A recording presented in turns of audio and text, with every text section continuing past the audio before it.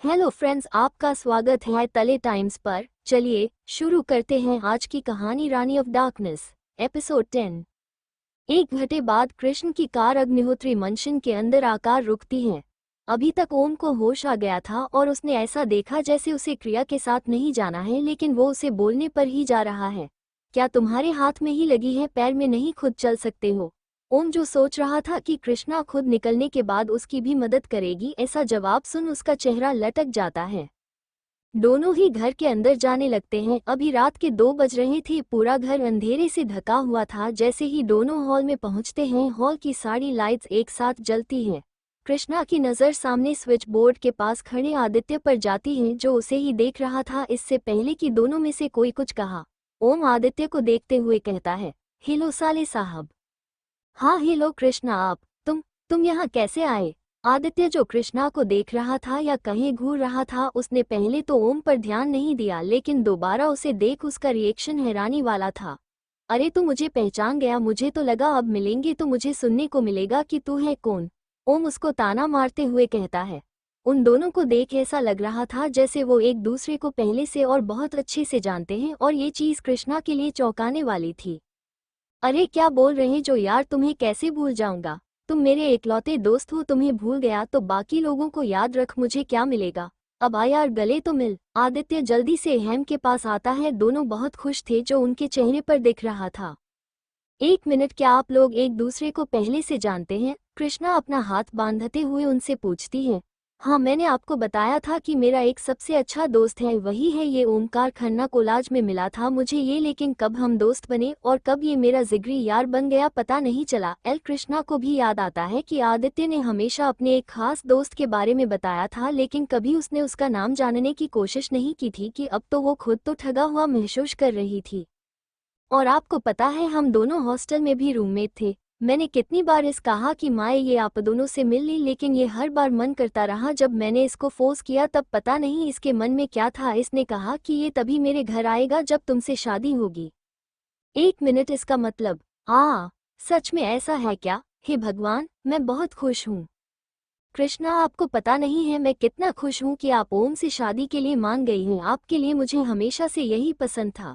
आदित्य ने पुरानी कुछ बातें बता ही रहा था कि उसके दिमाग में आता है क्या दोनों शादी के लिए मान गए, क्योंकि एक बार ओम ने उससे कहा था वो उसके घर तब ही आएगा जब उसकी बहन से उसकी शादी होगी, और ये चीज़ उसने मजाक में ले ली थी। उसे लगा वो घर ना आने के लिए बहाना कर रहा है, लेकिन आदित्य को ये पता भी नहीं कि शादी तो कब की हो गई है। वही बेचारी कृष्णा तो सदमे में थी। क्या इसने ओम को फोर्स नहीं किया था शादी के लिए? फिर ये सब कहाँ से आया? और ओम वो भी थोड़ा टेंशन में आ जाता है कृष्णा को देख के, क्योंकि उसे इतना महसूस हो गया कि उसकी उल्टी गिनती शुरू हो गई है। उसकी वोट लगने से कोई नहीं बचा सकता। अच्छा, और इसने मुझे कब देखा जो ये ऐसा कह सकता है? कृष्णा आदित्य से सवाल करती है। अरे आपको तो पता है हम आप दोनों के बिना रह नहीं सकते। हमने अपने पास रूम में आपकी और पीहू की बहुत सारी तस्वीर रखी हुई थी। एक दिन इसने वो देख ली जब मैं उन सभी को बैग से निकाल रहा था। आदित्य बिना ओम की तरफ देखे सब बोले जा रहा था। वही जैसे ही कृष्णा ने ये बात छेड़ी, उसकी दिल की धड़कन इतनी तेज हो गई कि क्या कहना। अच्छा, फोटो देखी थी हम। ठीक है, आप सोने जाएं, ये अब यही रहने वाला है। बाकी बताऊं? मैं आपको कल बताऊंगी। कृष्णा ओम को घूरते हुए आदित्य से कहती है। और तुम जरा ऊपर मेरे कमरे में आना, कुछ जरूरी बात करनी है। दंत पिसते हुए गुस्से से उसने ओम से कहा। अरे इसकी क्या जरूरत है, मैं आदि के साथ चला जाता हूँ। क्यों आदि? ओम ने कृष्णा की बात टालते हुए आदि से कहा। जब तक आदि कुछ कहता, दोबारा कृष्णा की आवाज आती है। भाई आप कमरे में जाएं, मैंने कहा। एंड मुझे कुछ काम है, और वैसे भी परसों पीहू आने वाली है। अब आपको आराम करना चाहिए। चलो। कृष्णा आदित्य को अपने कमरे में जाने का कहती है और ओम का हाथ पकड़ते हुए अपने साथ ऊपर ले जाने लगती है। उसकी पकड़ ओम के हाथ पर बहुत मजबूत थी, जिसका साफ मतलब था कि कृष्णा बहुत गुस्से में है। इसे क्या हुआ? चलो कोई नहीं, मैं भी आराम कर लूं, बाकी बता कल होगी ही। आदित्य खुद से बोलते हुए अपने कमरे में चला जाता है। कमरे के बाहर आते ही कृष्णा ओम का हाथ छोड़ देती है और खुद अंदर चली जाती है। बाहर खड़ा ओम अपने खाली हाथ को देखता रह जाता है। अरे मेरी बात तो हाँ, अरे क्या कर रही हो, लग रही है। नहीं, अरे पागल हो गई हो, सुनो तो। ओह, जैसी वो उसको समझने के लिए अंदर आता है। कृष्ण उसके स्वागत के लिए खादी थी। इसके कमरे में जो भी सामान था, चाहे वो वास हो, ताकिया हो या कुछ भी, सब उठ के मरने लगती हैं। ओम कैसे भी खुद को बचाते हुए कृष्णा के पास आने लगता है, जो बिस्तर के पास थी। आगे आते हुए उसका पैर कालीन से लगता है और वो सीधे कृष्णा को लेते हुए बिस्तर पर गिर जाता है। कृष्णा, जो अपने हाथ में एक वास के लिए उसे मरने वाली थी, अचानक ऐसे गिरते देख वो कुछ भी रिएक्ट नहीं कर पाती है। आदित्य और ओम दोनों एक कोलाज में पढ़ते थे, तब कृष्णा और पीहू का ख्याल कोई और रखता था। हॉस्टल में रूममेट्स होने के कारण दोस्ती हो गई। आदित्य का कोई दोस्त नहीं था, तो वो बहुत खुश था ओम से दोस्ती करके। अपनी बहनों को याद करने के लिए उसने उनकी कुछ तस्वीर अपने बैग में रखी थी। एक दिन कुछ ढूंढने के लिए जब बैग खाली किया, तभी ओम ने दोनों की फोटो देखी थी। एक बार ओम ने कहा था कि वो घर आएगा जब उसकी बहन यानी कृष्णा से शादी करेगा, तब आदित्य ने ये मजाक में ले लिया था, लेकिन उसके मन में एक बात थी कि कृष्णा के लिए ओम बेस्ट होगा, लेकिन उसने उम्मीद नहीं की थी वो अपनी बात पूरी करेगा। कृष्णा आदित्य को अपने कमरे में जाने का कहती है और ओम का हाथ पकड़ते हुए अपने साथ ऊपर ले जाने लगती है। उसकी पकड़ ओम के हाथ पर बहुत मजबूत थी, जिसका साफ मतलब था कि कृष्णा बहुत गुस्से में है। इसे क्या हुआ, चलो कोई नहीं, मैं भी आराम कर लूं, बाकी बता कल होगी ही। आदित्य खुद से बोलते हुए अपने कमरे में चला जाता है। कमरे के बाहर आते ही कृष्णा ओम का हाथ छोड़ देती है और खुद अंदर चली जाती है। बाहर खड़ा ओम अपने खाली हाथ को देखता रह जाता है। अरे मेरी बात तो हाँ, अरे क्या कर रही हो, लग रही है। नहीं, अरे पागल हो गई हो, सुनो तो। ओह, जैसी वो उसको समझने के लिए अंदर आता है, कृष्ण उसके स्वागत के लिए खादी थी। इसके कमरे में जो भी सामान था, चाहे वो वास हो, ताकिया हो या कुछ भी, सब उठ के मरने लगती हैं। ओम कैसे भी खुद को बचाते हुए कृष्णा के पास आने लगता है, जो बिस्तर के पास थी। आगे आते हुए उसका पैर कालीन से लगता है और वो सीधे कृष्णा को लेते हुए बिस्तर पर गिर जाता है। कृष्णा, जो अपने हाथ में एक वास के लिए उसे मरने वाली थी, अचानक ऐसे गिरते देख वो कुछ भी रिएक्ट नहीं कर पाती है। आदित्य और ओम दोनों एक कोलाज में पढ़ते थे, तब कृष्णा और पीहू का ख्याल कोई और रखता था। हॉस्टल में रूममेट्स होने के कारण दोस्ती हो गई। आदित्य का कोई दोस्त नहीं था, तो वो बहुत खुश था ओम से दोस्ती करके। अपनी बहनों को याद करने के लिए उसने उनकी कुछ तस्वीर अपने बैग में रखी थी। एक दिन कुछ ढूंढने के लिए जब बैग खाली किया, तभी ओम ने दोनों की फोटो देखी थी। एक बार ओम ने कहा था कि वो घर आएगा जब उसकी बहन यानी कृष्णा से शादी करेगा, तब आदित्य ने ये मजाक में ले लिया था, लेकिन उसके मन में एक बात थी कि कृष्णा के लिए ओम बेस्ट होगा, लेकिन उसने उम्मीद नहीं की थी वो अपनी बात पूरी करेगा।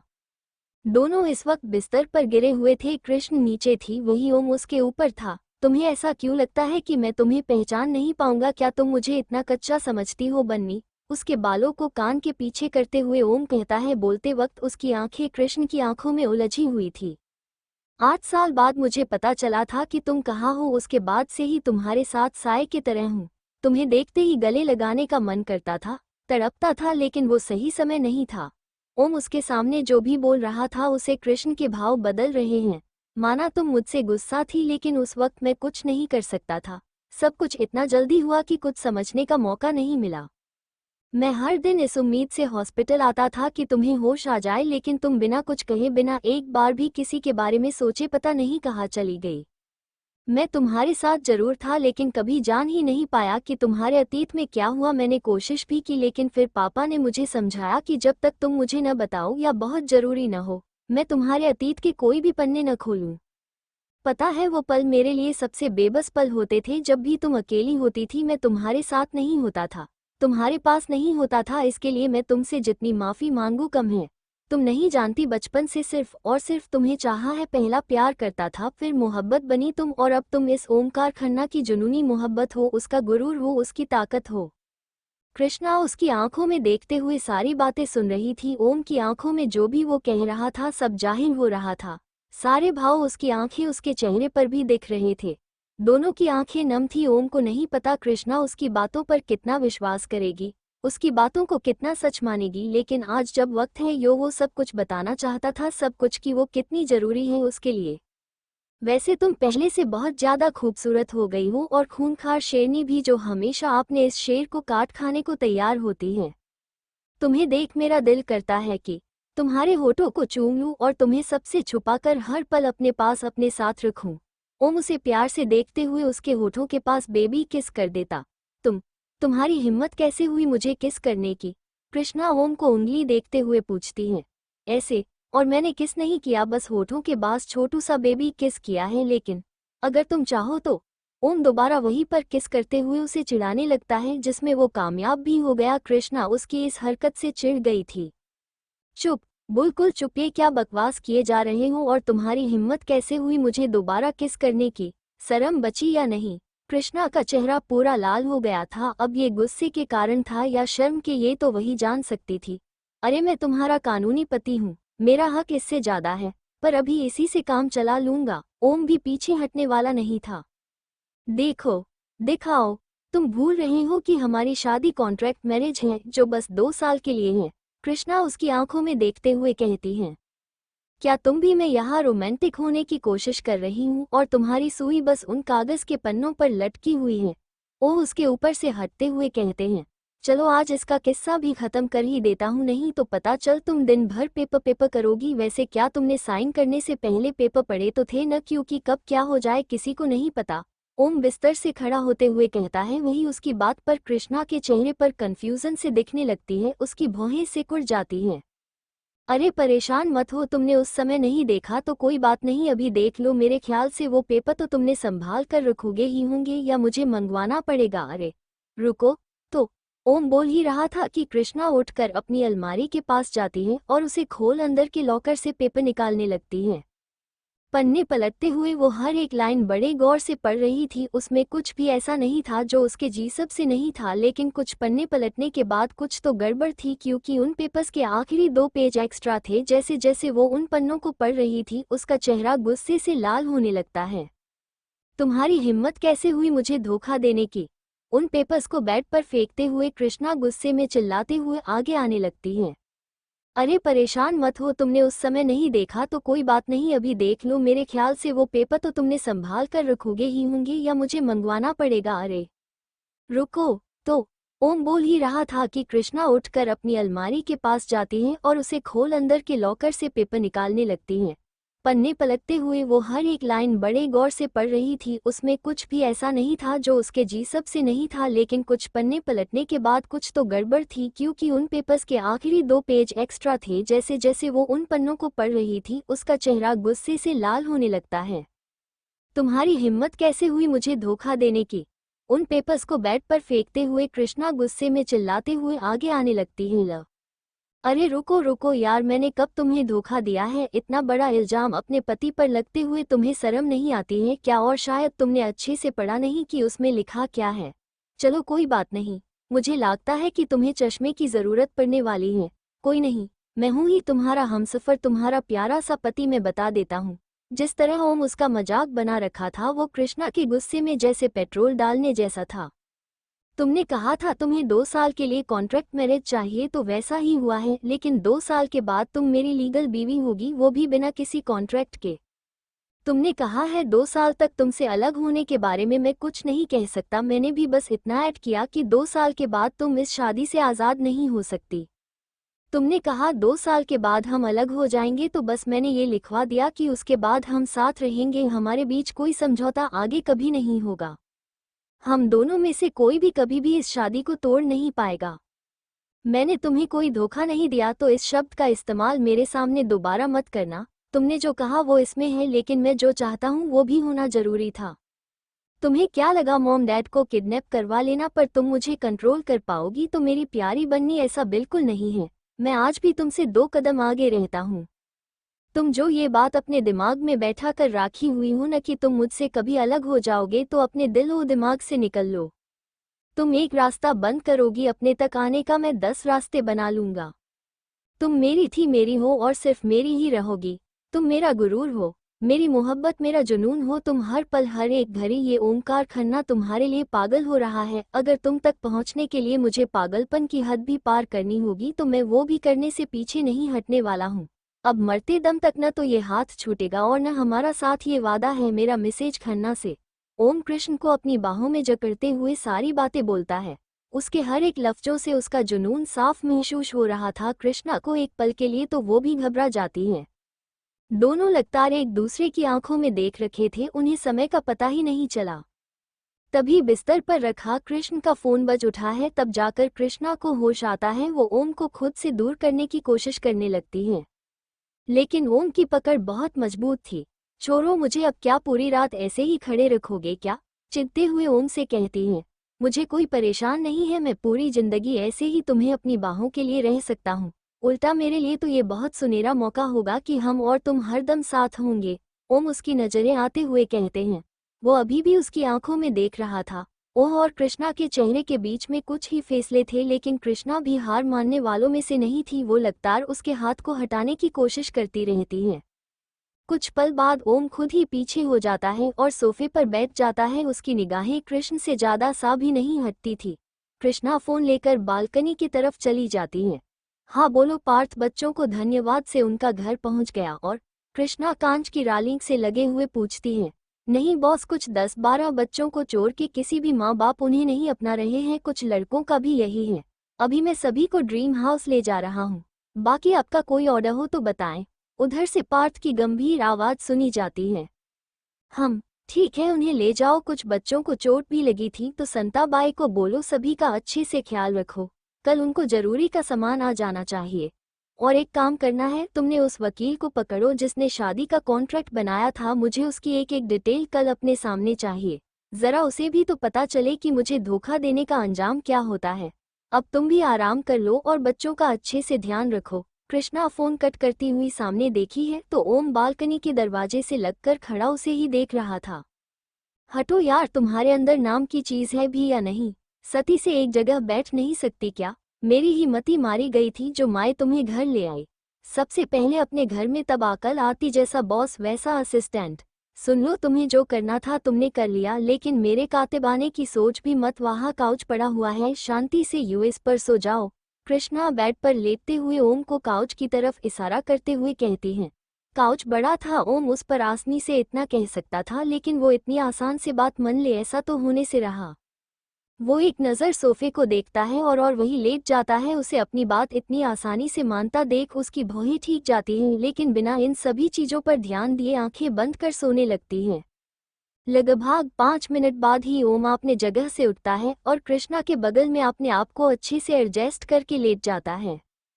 कृष्णा की नींद कच्ची थी, जैसे उसने अपने पास किसी को महसूस किया। वो तुरंत करवट बदल लेती है क्योंकि उसे पता था ओम के अलावा और कौन ही हो सकता है।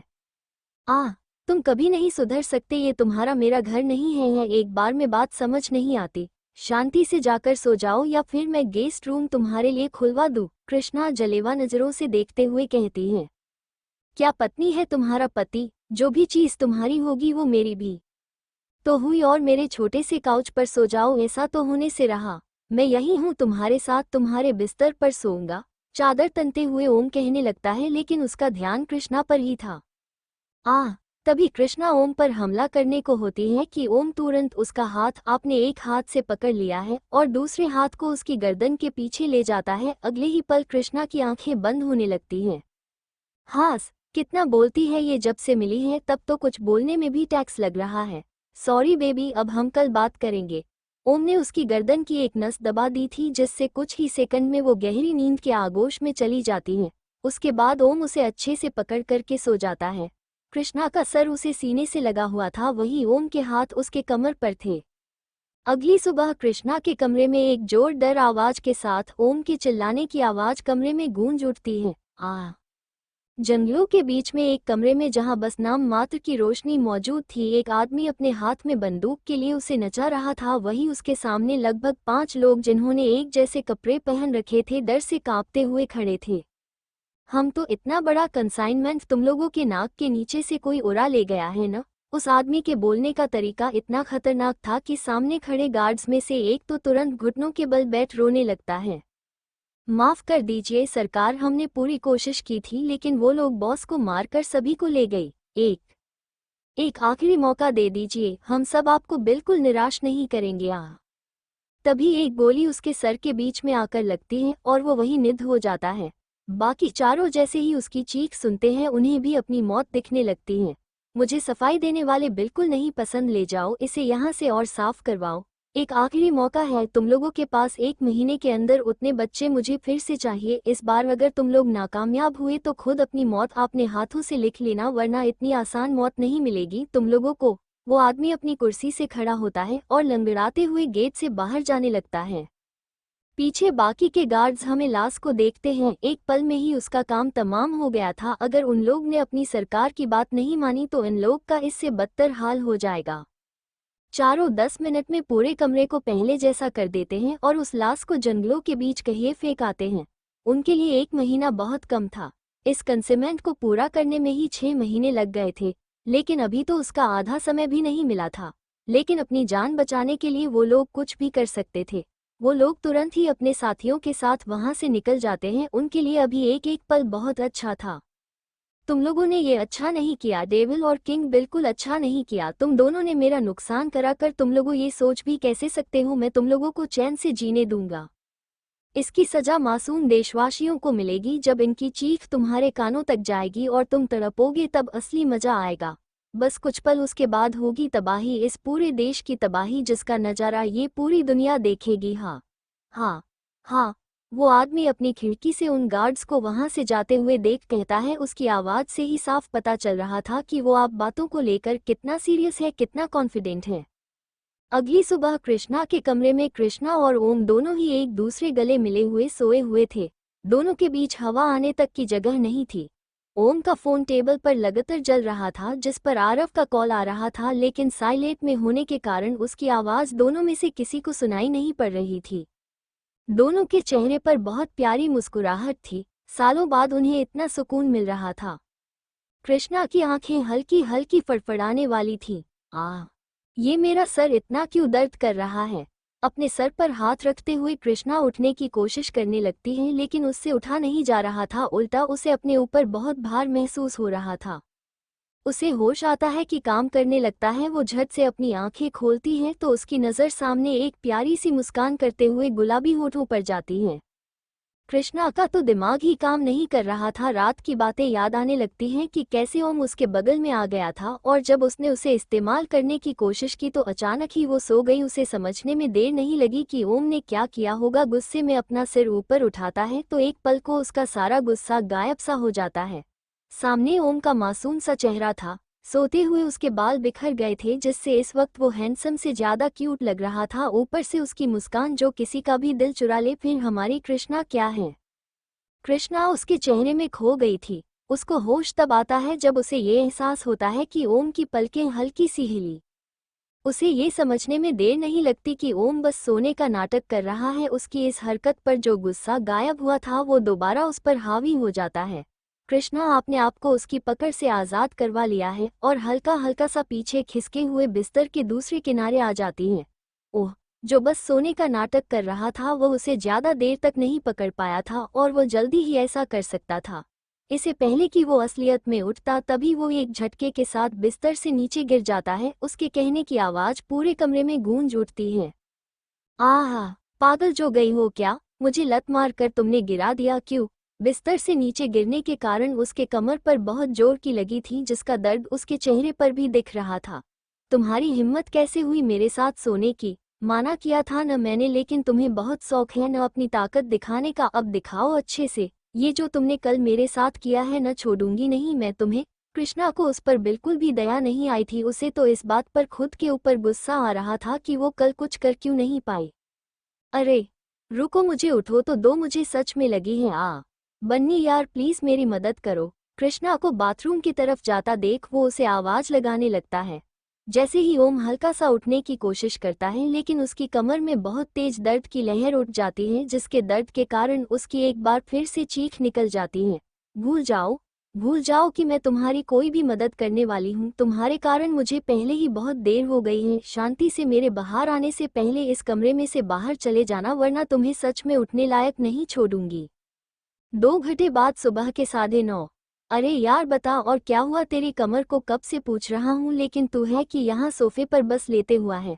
आखिर तुझे चोट कैसे लगी? रात तक तो तू एकदम ठीक था। आदित्य एक सिंगल सोफे पर बैठा हुआ सामने ओम को देखकर कहता है। 2 घंटे से ओम वही सोफे पर लेटा हुआ था। जब आदित्य नीचे आया तो ऐसे देख परेशान हो गया, लेकिन ओम था कि उसे कुछ बता ही नहीं रहा था। कैसे भी दर्द सहते हुए वो बिस्तर पर बैठ गया, लेकिन अब उसके पास उठकर नीचे जाने की ताकत नहीं थी। वो आरव को कॉल कर ऊपर अपनी मदद के लिए बुलाता है, फिर इसकी मदद से दोनों नीचे आते हैं। ओम को सच में अब कृष्णा पर विश्वास नहीं था। क्या पता वो सच में उसके साथ कुछ कर दे, इसलिए उसने कमरे से बाहर आना ही बेहतर समझा। तू थोड़ी देर शांत रहेगा, ऐसे ही मुझे बहुत दर्द हो रहा है, ऊपर से तू और जले पर नमक छिड़क रहा है। एक तो ये नालायक पता नहीं कहाँ रह गया, मैंने इसे डॉक्टर को लेने कहा था, लेकिन लगता है सभी को बहुत छूट दे दी है मैंने। चिढ़ते हुए ओम आदित्य से कहता है। उससे अब और दर्द बर्दाश्त ही हो रहा था, ऊपर से आरव अभी तक डॉक्टर को लेकर नहीं आया था। सॉरी बॉस, वो मिस्टर मेहता हॉस्पिटल में नहीं थे तो मुझे इन्हें घर से लेकर आना पड़ा, इसी के लिए देरी हो गई। आरव घर के अंदर जल्दी से आते हुए कहते हैं। उसके पीछे से एक करीब 40-45 साल के आदमी अपने हाथ में सूटकेस के लिए आ रहा था। अब तो आ गए न, तो किसका इंतजार कर रहे हो, जल्दी से चेक करो। ओम हम डॉक्टर को देखते हुए कहते हैं। आपके कमर में मोच आ गई है, मैं आपको स्प्रे और दवा दे देता हूँ, कुछ घंटों में दर्द कम हो जाएगा। लेकिन ध्यान रहे 2-3 दिन तक आप बेड रेस्ट ही करें और किसी भी भारी सामान को न उठाएं, वरना परेशान हो सकती हैं। बाकी आपको चिंता करने की जरूरत नहीं है, मैं जो दावा दे रहा हूँ उससे आपको जल्द ही राहत मिल जाएगी। डॉक्टर ओम की कमर चेक करते रहते हैं। ये सारी चीज कृष्णा ऊपर से देख रही थी, लेकिन इस चीज का उसे कोई पछतावा नहीं था। डॉक्टर की बात सुन वो वापस अपने कमरे में चली जाती है। Upcoming promo. कृष्ण चिल्लाते हुए ओम उसके पास जाता है। कृष्णा रोड के बीचों बीच खून से लथपथ गिरी हुई थी, उसके सीने से लगातार खून बह रहा था। ओम जैसे ही उसके पास आता है उसके हाथ कांपने लगते हैं, उसका पूरा चेहरा आंसुओं से भींगा हुआ था। प्लीज इस बार नहीं, इस बार तुम मुझे अकेला नहीं छोड़ सकती, प्लीज बन्नी मुझसे दूर मत जाओ, मैं नहीं जी पाऊंगा। कृष्णा के गालों को थपथपाते हुए वो उसे होश में लाने की कोशिश कर रहा था, लेकिन कृष्णा पहले ही बेहोश हो चुकी थी। बॉस हमें जल्दी से जल्दी इन्हें हॉस्पिटल ले जाना होगा, इनकी सांसें बहुत धीमी चल रही हैं, अगर हमने ज्यादा देर की तो हम लेडी बॉस को खो देंगे। आरव कृष्णा की नब्ज और सांसें चेक करने के बाद कहते हैं। डॉक्टर आते हैं और ओम को चेक करते हैं। आपके कमर में मोच आ गई है, मैं आपको स्प्रे और दवा दे देता हूँ, कुछ घंटों में दर्द कम हो जाएगा। लेकिन ध्यान रहे 2-3 दिन तक आप बेड रेस्ट ही करें और किसी भी भारी सामान को न उठाएं, वरना परेशान हो सकती हैं। बाकी आपको चिंता करने की जरूरत नहीं है, मैं जो दावा दे रहा हूँ उससे आपको जल्द ही राहत मिल जाएगी। डॉक्टर ओम की कमर चेक करते रहते हैं। ये सारी चीज कृष्णा ऊपर से देख रही थी, लेकिन इस चीज का उसे कोई पछतावा नहीं था। डॉक्टर की बात सुन वो वापस अपने कमरे में चली जाती है। रंधावा कॉर्पोरेशन। आपको पता भी है आप क्या कह रहे हैं, हमें नहीं लगता आपका शक कहीं से भी जायज है। उनका खुद का परिवार है, वो हमारी कृष्णा कैसी हो सकती है। रोहाल परेशानी भरे चेहरे के साथ अपनी सीट से उठते हुए कहते हैं। सामने अविनाश बैठा हुआ था, जिसके चेहरे पर गंभीर भाव थे। आपको तो कभी उसके होने और होने का एहसास तक नहीं होगा डैड, आपने कभी उसके साथ प्यार से बात की होगी तब तो आपकी उसकी मौजूदगी महसूस होगी। माँ को तो आज तक अपनी गलती का कोई पछतावा नहीं है, कम से कम आप तो कोशिश करिए, वरना कहीं ऐसा न हो कि वो हमारे सामने हो और हम उसे कभी पहचान ही न पाए। अविनाश अपनी जगह से खड़ा होता है और रोहन की आंखों में आंखें डाल सारी बातें कहता है। तुम तो ऐसी बातें मत करो बेटा, मैं जानता हूँ मुझसे बहुत बड़ी गलती हुई है, लेकिन मैं उसे खुद स्वीकार करना चाहता हूँ। लेकिन तुम ही सोचो, उसके खुद के भाई बहन हैं, ऐसा कैसा हो सकता है कि वो हमारी कृष्णा हो। रोहन की आंखों में आंसू आ गए थे अविनाश की बात सुन। गलती नहीं गुनाह, आपने एक बच्ची से उसकी सारी खुशियाँ छीन ली थी। अगर आपको मेरी बात पर यकीन नहीं है तो कोई बात नहीं, सच क्या है इसका पता मैं खुद लगा लूंगा। मैंने सोचा था शक ही सही, आप कृष्णा के बारे में जानकर खुश होंगे, लेकिन शायद मैंने आपसे कुछ ज्यादा ही उम्मीद लगा ली थी। अविनाश गुस्से में केबिन से बाहर चला जाता है। कैसे समझाओ तुम्हें, मुझे भी फिक्र है कृष्णा की, लेकिन कोई मुझे समझता तक नहीं। मैंने जो भी किया था वो अनजाने में था। कौन सा बाप अपने ही बच्चे को चोट पहुंचाना चाहेगा। रोहन चेयर पर बैठ अपने दोनों हाथों से सर पकड़ लेता है। दोनों में से ही किसी ने भी ध्यान नहीं दिया कि रोहन की कुर्सी के नीचे कुछ लाल रंग का जल रहा था। अगर ध्यान से देखा जाए तो पता चलेगा कि वो स्पीकर है जिसका कोई उनकी सारी बातें सुन रहा था। बाहर आकर अविनाश किसी को फोन करता है। मिस अग्निहोत्री पर नजर रखो, मुझे एक पल की खबर चाहिए। हम काम होने पर सब मिल जाएगा, बस मुझे उसकी हर एक कार्रवाई की खबर देते रहो। इतना बोल वो फोन रख देता है। मेरा शक एक बार सही साबित हो जाए, भले ही तुम मम्मी पापा को माफ न करो, लेकिन मुझे मेरी बहन इस बार वापस चाहिए और उसके लिए मैं कुछ भी करूंगा, कुछ भी। अविनाश खुद से बोलते हुए अपने केबिन में चला जाता है। जंगलों के बीच के घर में सामने बड़ी सी स्क्रीन पर अभी रोहन के केबिन में जो भी हुआ सब लाइव चल रहा था। इसके साथ उन दोनों की आवाज भी साफ सुन पड़ रही थी। नहीं, नहीं, ऐसा बिल्कुल नहीं हो सकता। वो लड़की वापस नहीं आ सकती। मैंने उसे आग में जला दिया था, तो इस छोकरे को ऐसा क्यों लग रहा है कि वो अग्निहोत्री इसकी बहन है? कहीं इसका शक सच तो नहीं? क्या ऐसा हो सकता है कि वो आग से बच गई हो, लेकिन कैसे? इतना तो मैं दावे के साथ कह सकता हूँ कि ये लड़का बिना किसी मतलब के ये सारी बात नहीं कह रहा। इस लड़की पर भी अपनी नज़र बनानी पड़ेगी। किसी को भी अपनी मकसद, अपनी कामयाबी के बीच नहीं आने दूंगा मैं। मुझे यकीन है वो लड़की मर चुकी है, लेकिन इस बार मैं कोई जोखिम नहीं ले सकता। अगर तुम जिंदा हो भी तो भूल कर भी मेरे रास्ते पर मत आना। वो आदमी बहुत परेशान हो गया था, लेकिन अपनी आखिरी बात कहता था। उसके चेहरे पर शैतानी मुस्कान आ जाती है। सब अनजान थे कि उनकी तरफ कोई बड़ा खतरा बहुत तेजी से आगे बढ़ रहा था, जो अपने साथ सभी को खत्म करने को आ रहा था। अग्निहोत्री हवेली आदित्य अपने काम के लिए हॉस्पिटल जा चुका था और इस चीज का फायदा उठाया ओम ने। आरव की मदद से वो दोबारा कृष्णा के कमरे में चला जाता है। दवा खाने के बाद उसका दर्द लगभग चला गया था, लेकिन नाटक करना जरूरी था।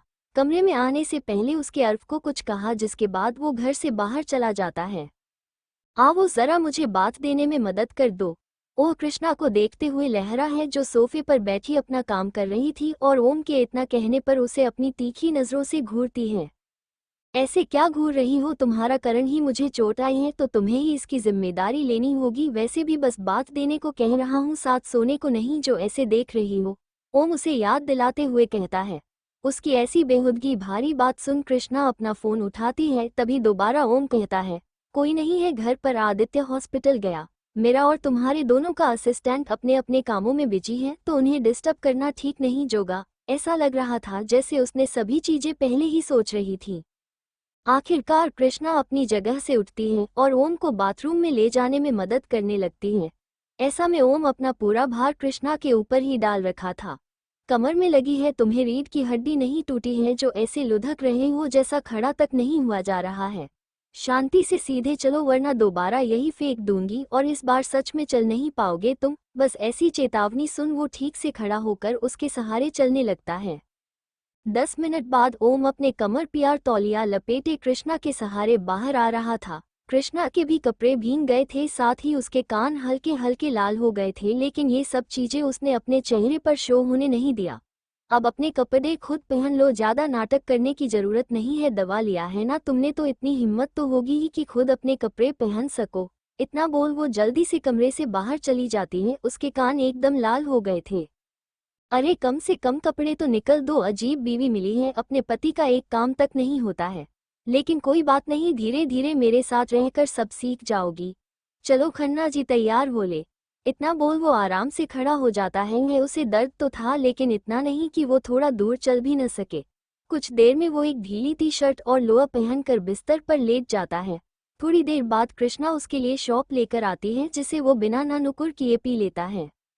ऐसे ही कुछ दिन बीत जाते हैं। ओम अपनी पूरी कोशिश कर रहा था कि वो और कृष्णा एक नॉर्मल कपल की तरफ हो जाएं, जो हो भी रहा था। भले ही कृष्णा कुछ शो नहीं करती थी, लेकिन ओम की केयर भी उसने अच्छे से की। इस दौरान वो कभी कभी ही ऑफिस गई थी। पीहू भी घर आ गई थी और अपने कामों में लग गई थी, लेकिन बाहर से आने के बाद वो कुछ ज्यादा ही ग्लो करने लगी थी। हर वक्त मुस्कुराना, जब काम न हो तो वो फोन पर ही लगी रहती थी। ये सब और किसी ने न सही, लेकिन कृष्णा ने एक दो बार जरूर देखा था। कृष्णा को बार बार लगता था जैसे कोई उस पर नजर रखे हुए हैं। एक दो बार तो उसे लगा ये ओम के गार्ड हैं, लेकिन जल्दी ही उसका एक कंफ्यूजन भी दूर हो गया कि वो कोई और है। अविनाश को भी कुछ ऐसी बात पता चली थी जो उसके लिए बहुत ज्यादा चौंकाने वाली थी। अब वो कैसे भी करके कृष्णा से मिलना चाहता है, जिसके लिए उसने अपॉइंटमेंट भी ले लिया था। लेकिन इस बार उसने रोहन को कुछ भी नहीं बताया था। उसने सोच लिया था कि अगर उसके मॉम डैड को कृष्णा नहीं चाहिए तब भी वो उसे ढूंढेगा। इस बीच बहुत सी चीज ऐसी हुई थी मुंबई में जिसकी खबर किसी को नहीं थी। फिर से कुछ लड़कियां गायब हो रही थी और धीरे धीरे ये आकर बढ़ते जा रहे थे, लेकिन पुलिस थी कि कोई एक्शन लेने को तैयार नहीं थी। इसकी खराब ओम और कृष्णा को भी लग गई थी, लेकिन इस बार वो लोग एक कदम आगे थे। उन्होंने सारी तैयारी कर रखी थी, जिससे किसी को भी कुछ पता न चला। और यही कारण था कि दोनों बहुत ज्यादा परेशान थे। अगर लड़कियां, बच्चे, लड़के इस देश से बाहर भेज दिए गए तो उनकी जिंदगी नर्क हो जाएगी और आतंकवादी लोग उन्हें भारत देश के लिए ही इस्तेमाल करेंगे। आज रंधावा कॉर्पोरेशन में रोहन के नाम से एक पार्सल आया था जिसे रिसीव किया वही के एक पियोन ने किया और बिना किसी को बताए सीधे रोहन के केबिन में रखाया। इस बारे में किसी को पता नहीं था और उसने किसी को नहीं देखा। आज रोहन अकेले के ऑफिस आए थे। कियान और अविनाश दोनों ही आज अपने अपने काम के लिए बाहर थे। जैसे ही रोहन अपने केबिन में जाकर बैठे हैं उनके सामने वही पार्सल जो कि एक लिफाफा था रखा हुआ था। ये किसने रखा है? कुछ सोचो कि आपने पास रखा। बेल बजाते हैं तो वही चपरासी अंदर आता है। राकेश ने कहा है, और क्या तुम्हें पता है ये यहाँ किसने रखा है? रोहन ने अपने असिस्टेंट को बुलाया था लेकिन अपने सामने चपरासी को देख वो उससे पूछता है, जी सर जी, किसी ने भेजा है, मैंने सुबह ही इसे रिसीव किया, मुझे लगा जरूरी होगा तो आपके केबिन में रख दिया। चपरासी अपना सर झुकाए हुए कहता है, अच्छा ठीक है, जाओ मैं देख लेता हूँ, और राकेश आए तो मेरे केबिन में भेजना। इतना कह वो उसे जेन का इशारा करता है। चपरासी जाते वक्त बहुत अजीब तारीख से रोहन और उस लिफाफे को देख रहा था। कुछ देर सोचने के बाद वो लिफाफा खोलता है तो उसमें एक सीडी निकलती है, साथ ही एक पेपर भी। उन दोनों चीजों को देख वो कंफ्यूज हो जाता है कि आखिर ये सब उसे किसने भेजा होगा। सीडी को साइड रख वो पेपर को खोलता है तो उसमें कुछ लिखा हुआ था। जैसे जैसे वो उसमें लिखी चीज को पढ़ रहा था उसके एक्सप्रेशन वैसे वैसे बदल रखे थे। आज रंधावा कॉर्पोरेशन में रोहन के नाम से एक पार्सल आया था जिसे रिसीव किया वही के एक पियोन ने किया और बिना किसी को बताए सीधे रोहन के केबिन में रखाया। इस बारे में किसी को पता नहीं था और उसने किसी को नहीं देखा। आज रोहन अकेले के ऑफिस आए थे। कियान और अविनाश दोनों ही आज अपने अपने काम के लिए बाहर थे। जैसे ही रोहन अपने केबिन में जाकर बैठे हैं उनके सामने वही पार्सल जो कि एक लिफाफा था रखा हुआ था। ये किसने रखा है? कुछ सोचो कि आपने पास रखा। बेल बजाते हैं तो वही चपरासी अंदर आता है। राकेश ने कहा है, और क्या तुम्हें पता है ये यहाँ किसने रखा है? रोहन ने अपने असिस्टेंट को बुलाया था लेकिन अपने सामने चपरासी को देख वो उससे पूछता है, जी सर जी, किसी ने भेजा है, मैंने सुबह ही इसे रिसीव किया, मुझे लगा जरूरी होगा तो आपके केबिन में रख दिया। चपरासी अपना सर झुकाए हुए कहता है, अच्छा ठीक है, जाओ मैं देख लेता हूँ, और राकेश आए तो मेरे केबिन में भेजना। इतना कह वो उसे जेन का इशारा करता है। चपरासी जाते वक्त बहुत अजीब तरीके से रोहन और उस लिफाफे को देख रहा था। कुछ देर सोचने के बाद वो लिफाफा खोलता है तो उसमें एक सीडी निकलती है, साथ ही एक पेपर भी। उन दोनों चीजों को देख वो कंफ्यूज हो जाता है कि आखिर ये सब उसे किसने भेजा होगा। सीडी को साइड रख वो पेपर को खोलता है तो उसमें कुछ लिखा हुआ था। जैसे जैसे वो उसमें लिखी चीज को पढ़ रहा था उसके एक्सप्रेशन वैसे वैसे बदल रखे थे। मिस्टर रंधावा, मुझे लगा नहीं था आप इतने बेवकूफ़ होंगे कि आप अपने ही घर में सांप पालने लगेंगे। वैसे ये शौक आपने कब से अपना लिया? यार, आप सांप पाले या लोमड़ी लूंगी मुझे इससे कोई मतलब नहीं है, लेकिन किसी से तो है जो तुम्हारे आपने हैं। अपने परिवार को बचाकर रखो, नहीं तो किसी दिन खाक में घुले मिलेंगे सभी। खैर, अगर मिस्टर ओल रंधावा को बचाना चाहते हो तो अच्छा होगा तुम ये वीडियो देख लो, बाकी तुम्हारी मर्जी। मैं इंतजार करूंगा कि तुम इस वीडियो को देखने के बाद क्या करते हो। तुम्हारा। उस पेपर में बस इतना ही लिखा हुआ था। रोहन बहुत कंफ्यूज हो जाता है। उसे कुछ समझ ही नहीं आया था कि आखिर ये हो क्या रहा है, कौन है ये, कोई शुभचिंतक या कोई अनजान दुश्मन। उस पेपर में तो कुछ लिखा ही नहीं था, और कौन मैसेज ईमेल के जमाने में पेपर में ये सब लिख के देगा। पहले तो उसका मन किया कि वो फेंक दे, लेकिन पेपर में लिखे चीजों को पढ़ने के बाद उसके मन में बहुत बड़ी जंग छेड़ गई थी। वो एक नज़र उस सीडी को देख वो अपने लैपटॉप में लगा लेता है, जिसके बाद कुछ वीडियो क्लिप प्ले होने लगते हैं। उसमें लगभग 5-6 क्लिप्स थी जिनको देखने के बाद रोहन का चेहरा गुस्से से लाल हो जाता है। तभी उसमें से एक अनजान आवाज आती है जो आर्टिफिशियल थी। ज्यादा शौक होने की जरूरत नहीं है मिस्टर रंधावा, अपने तो अभी बस एक को ही जाना है, जरा ध्यान रखो आसपास, नहीं तो अपने परिवार को कहीं खो न दे। इसके बाद वो वीडियो रुक जाती है। रोहन अपने जगह से खड़ा होता है और केबिन से बाहर चला जाता है। अग्निहोत्री इंटरप्राइजेज अविनाश कृष्णा के केबिन में पिछले 15 मिनट से बैठा हुआ था। अब तो कृष्णा भी अपना काम छोड़ उसे देख रही थी और इंतजार कर रही थी कि वो कब बोलेगा। क्या सुबह सुबह टाइम पास करने के लिए मैं ही मिलूंगा आपको मिस्टर रंधावा? कृष्णा की आवाज से वो होश में आता है। नहीं नहीं, ऐसी बात नहीं है, मैं बस सोच रहा था कि वो मैं आपसे कुछ जानना चाहता हूँ, मुझे बस सच जानना है। अविनाश की जबान आज पहली बार लड़खड़ा रही थी। उसे 90% उम्मीद थी कि सामने उसकी कृष्णा है, उसकी बहन, लेकिन अगर 1% भी ये झूठ निकला तो क्या होगा ये वो सोचना भी नहीं चाहता था। जहाँ तक मुझे पता है हमारी पार्टनरशिप काम खत्म होने के साथ ही खत्म हो गई है। फिर ऐसी भी क्या बात हो गई जो आपको मुझसे मिलने खुद आना पड़ गया? अपने हाथों में कलम घुमाते हुए पूछती है। मुझे इस बारे में बात नहीं करनी है, मैं बस ये चाहता हूँ कि तुम मुझे बस सच बताओ, क्या तुम ही कृष्णा रंधावा हो मेरी बहन? अविनाश अभी भी बहुत हिचकिचा रहा था। कुछ दिनों में उसे जो कुछ भी मालूम चला उससे ये साफ था कि यही उनका कृष्णा है, लेकिन वो सच उसके मुंह से सुनना चाहता था। हाँ हाँ हाँ, कितनी अजीब फैमिली है आपकी मिस्टर रंधावा। माँ को अपनी बेटी की कोई चिंता नहीं और बेटा उसे दिलो जान लगा के ढूंढ रहा है। कहीं ऐसा न हो अपनी बहन के पास जाते जाते आप अपनी माँ बाप से ही दूर हो जाए। इसलिए टेंशन डर भगाए और घर जाए, आराम से सो जाए, यही आपके लिए अच्छा होगा। कृष्णा ने व्यंग्य करते हुए कहा कि यही कहती है, उसने सारी बातें बहुत अजीब ढंग से कही थी। तुम तुम ही कृष्णा हो न? फिर ये सब क्यों, और तुम ऐसा क्यों कर रही हो? मम्मी पापा अपनी गलतियों के लिए शर्मिंदा हैं। अविनाश को अब पूरा विश्वास हो गया था कि यही कृष्णा है और इस बार शायद उसने ठान लिया था कि आज बात अरे यार की होगी। शर्मिंदा?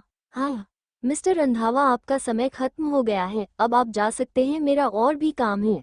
इस बार कृष्णा आपने पुराना अंदाज में आ जाती है।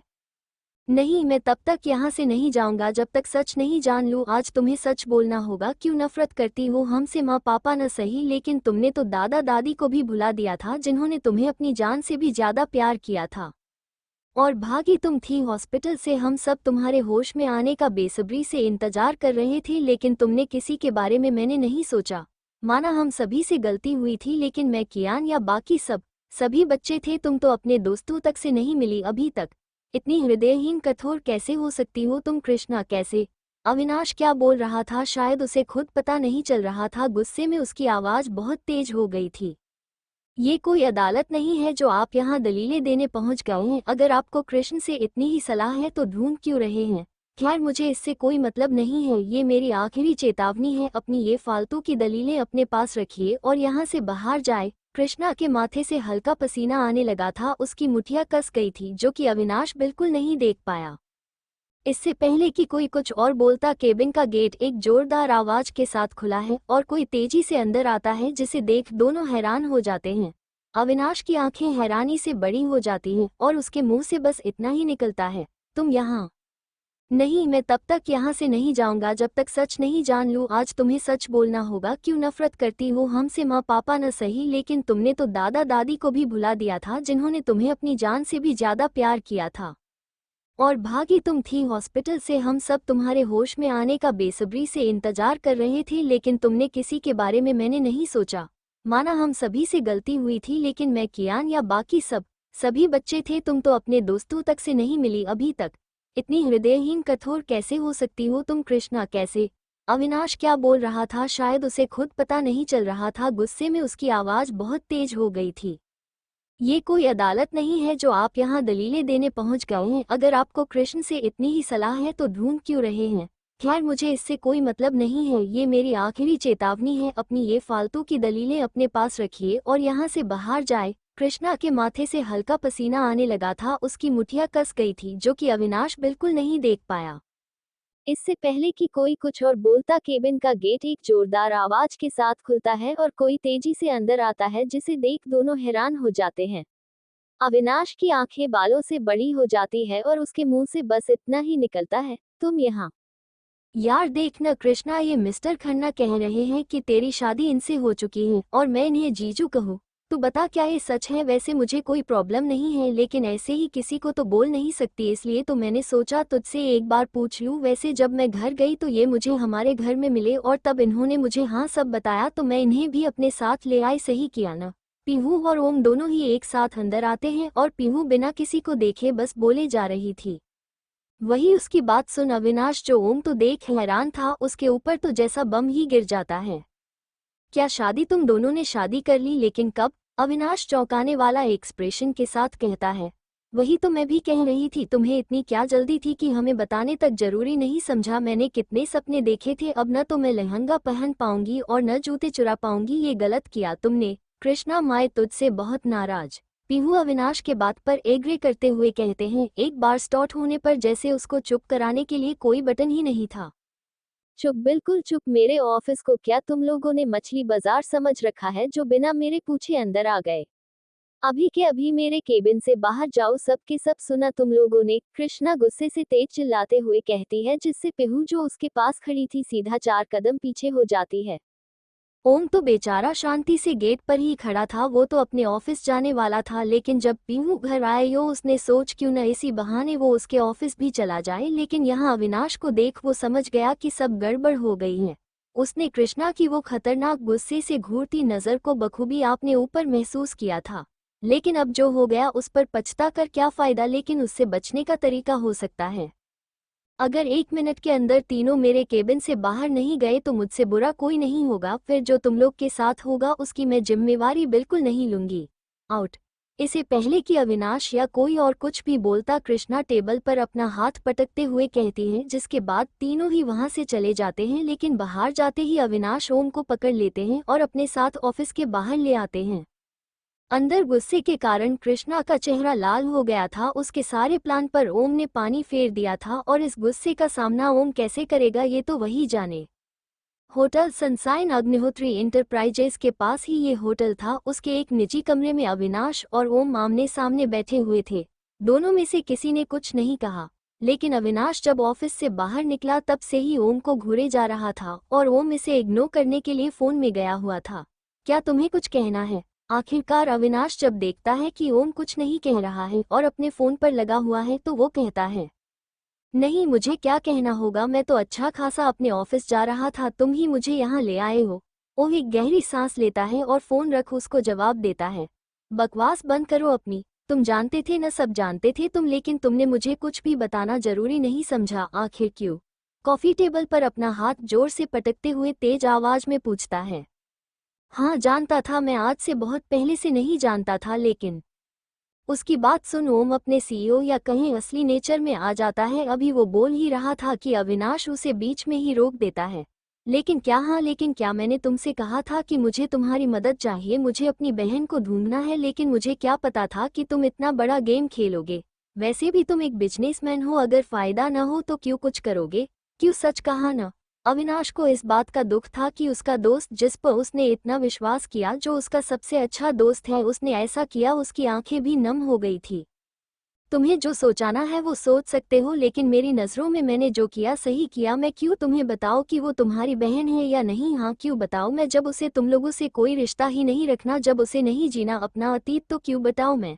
ऐसा करके तुम क्या सोचते, तो तुम अपने आप को एक अच्छा भाई साबित कर दोगे।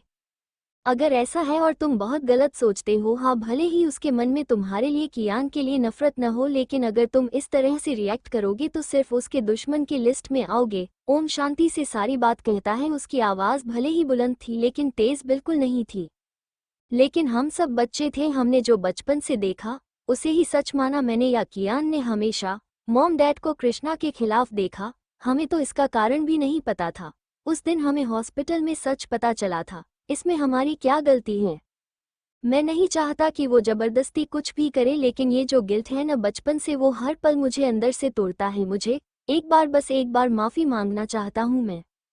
जब से वो गई थी न, मैंने हमेशा दादी को उसकी याद में रोते देखा है। मैं चाहता हूँ वो उनसे अलग न हो, उनसे दूर न हो। तुम तो उसके साथ हो न, उसे कहो कि मैंने जो भी गलती की है उसके लिए वो मुझे माफ़ न भी करे तो भी मैं आखिरी आज तक कोशिश करूंगा, लेकिन एक बार दादा दादी से मिल ले, उनसे अलग न हो वो। अविनाश बहुत इमोशनल हो गया था ये कहते हुए। उसने देखा है अपनी माँ को, जिसने अभी भी कृष्णा से ज़्यादा कोई मतलब नहीं है। हाँ उसके पापा कृष्णा को ढूंढ रहे हैं, लेकिन सिर्फ अपने किए की माफ़ी मांगने के लिए। उसने कभी उन दोनों के मन में प्यार है ऐसा महसूस नहीं किया, लेकिन उसके दादा दादी हमेशा कृष्णा को याद करते हैं। माफ करना, मैं ऐसा कुछ नहीं कहना चाहता था, लेकिन मेरा यकीन कर, उसने अभी तक मुझे स्वीकार नहीं किया है तो मैंने कैसे कहा कि उससे कुछ कहूँ? तू ही बता उसके अंदर क्या चलता है। ये वो जल्दी किसी को बताती नहीं है, लेकिन हाँ मैं इतना तुझसे वादा करता हूँ कि कृष्णा मेरे साथ रहेगी और मैं उससे इस बारे में बात जरूर करूँगा।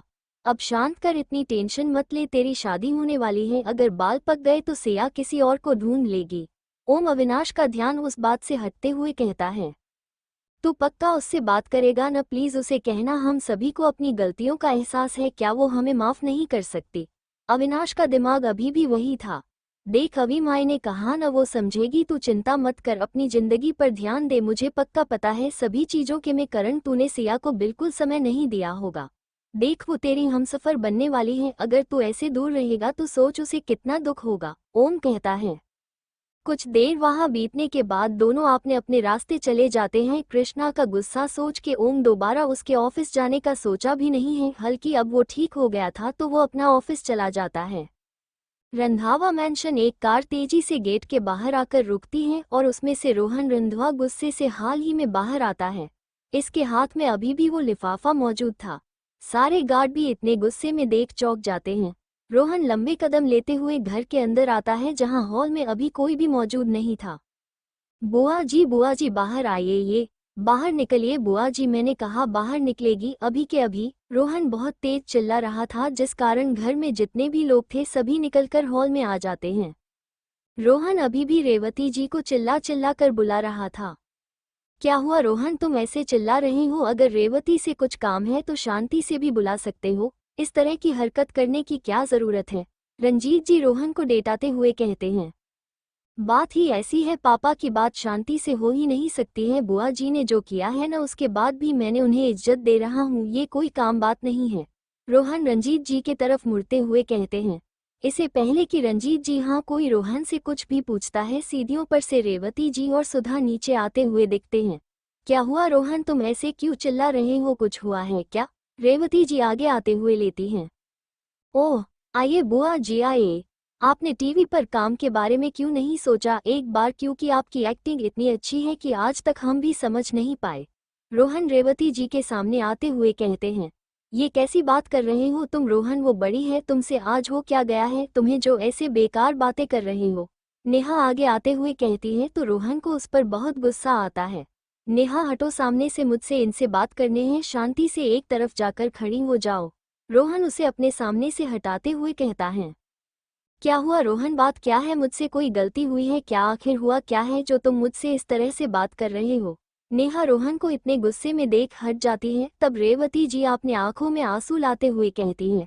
आपको जानना है ना, आप सबको जानना है तो ठीक है, मैं आपको बताता हूँ कि बात क्या है। रामू जाओ इस सीडी को टीवी में लगा कर आओ। रोहन के बुलाने पर एक आदमी दुआरते हुए आता है, आपकी सीडी लेकर सामने लगी बड़ी सी टीवी में लगा देता है।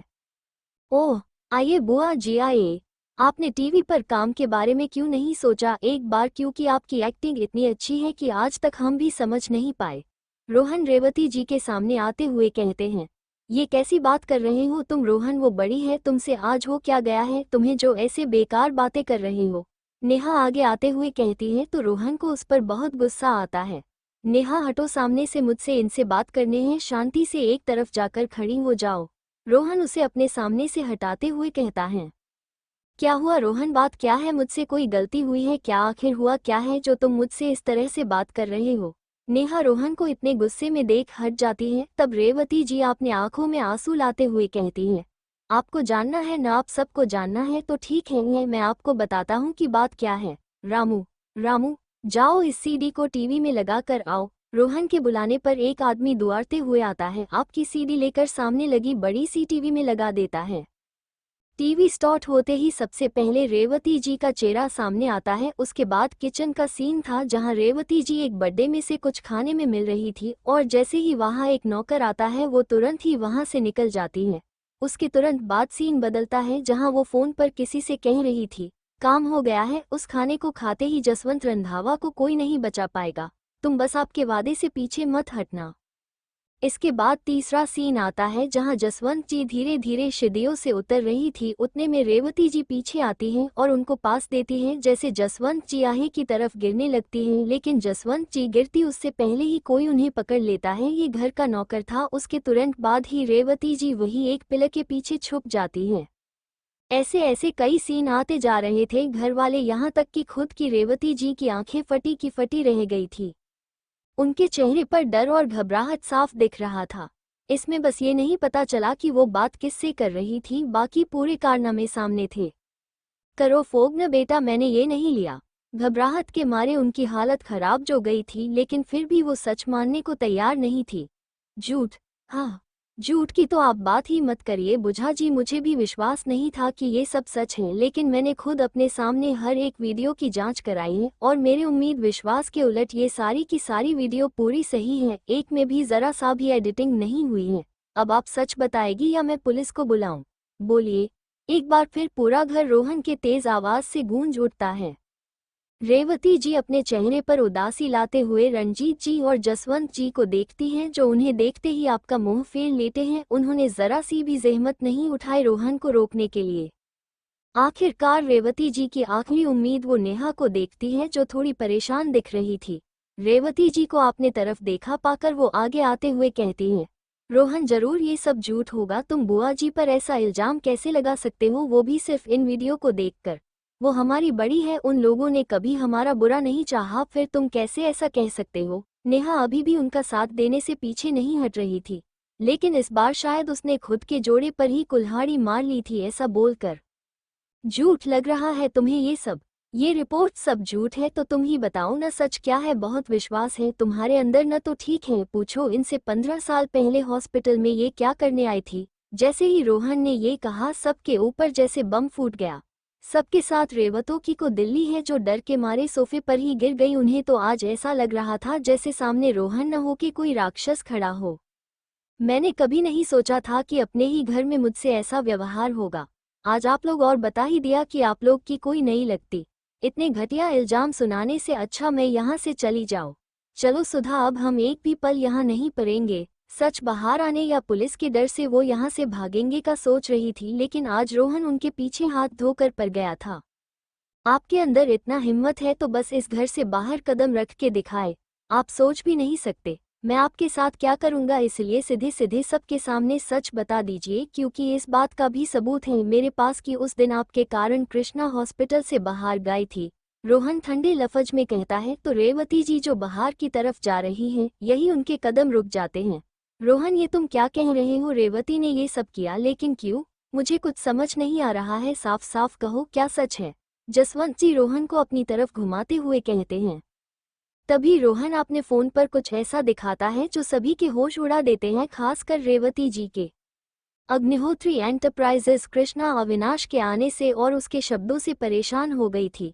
कुछ देर काम करने के बाद अचानक ही वो अपना फोन लेकर ऑफिस से बाहर निकल जाती है। अभी शाम के 6 बजे थे तो सुफास ढलने को आया था। बिना किसी को बताए, बिना किसी गार्ड को लिए वो तेज स्पीड के साथ वहां से बाहर निकल जाती है, लेकिन उसके जाते के कुछ पल बाद ही एक कार टूरेंट ही उसके पीछे निकल जाती है। कृष्णा की कार बीच में आकर रुकती है, जहां अभी ज्यादा भीड़ नहीं थी, लेकिन कुछ कपल दिख रहे थे। वो अपनी कार से टेक लगाकर खड़ी हो जाती है और उन लहरों को शांति से देखने लगती है। उसके कुछ दूर वही कार जो उसके पीछे निकली थी वो खड़ी थी।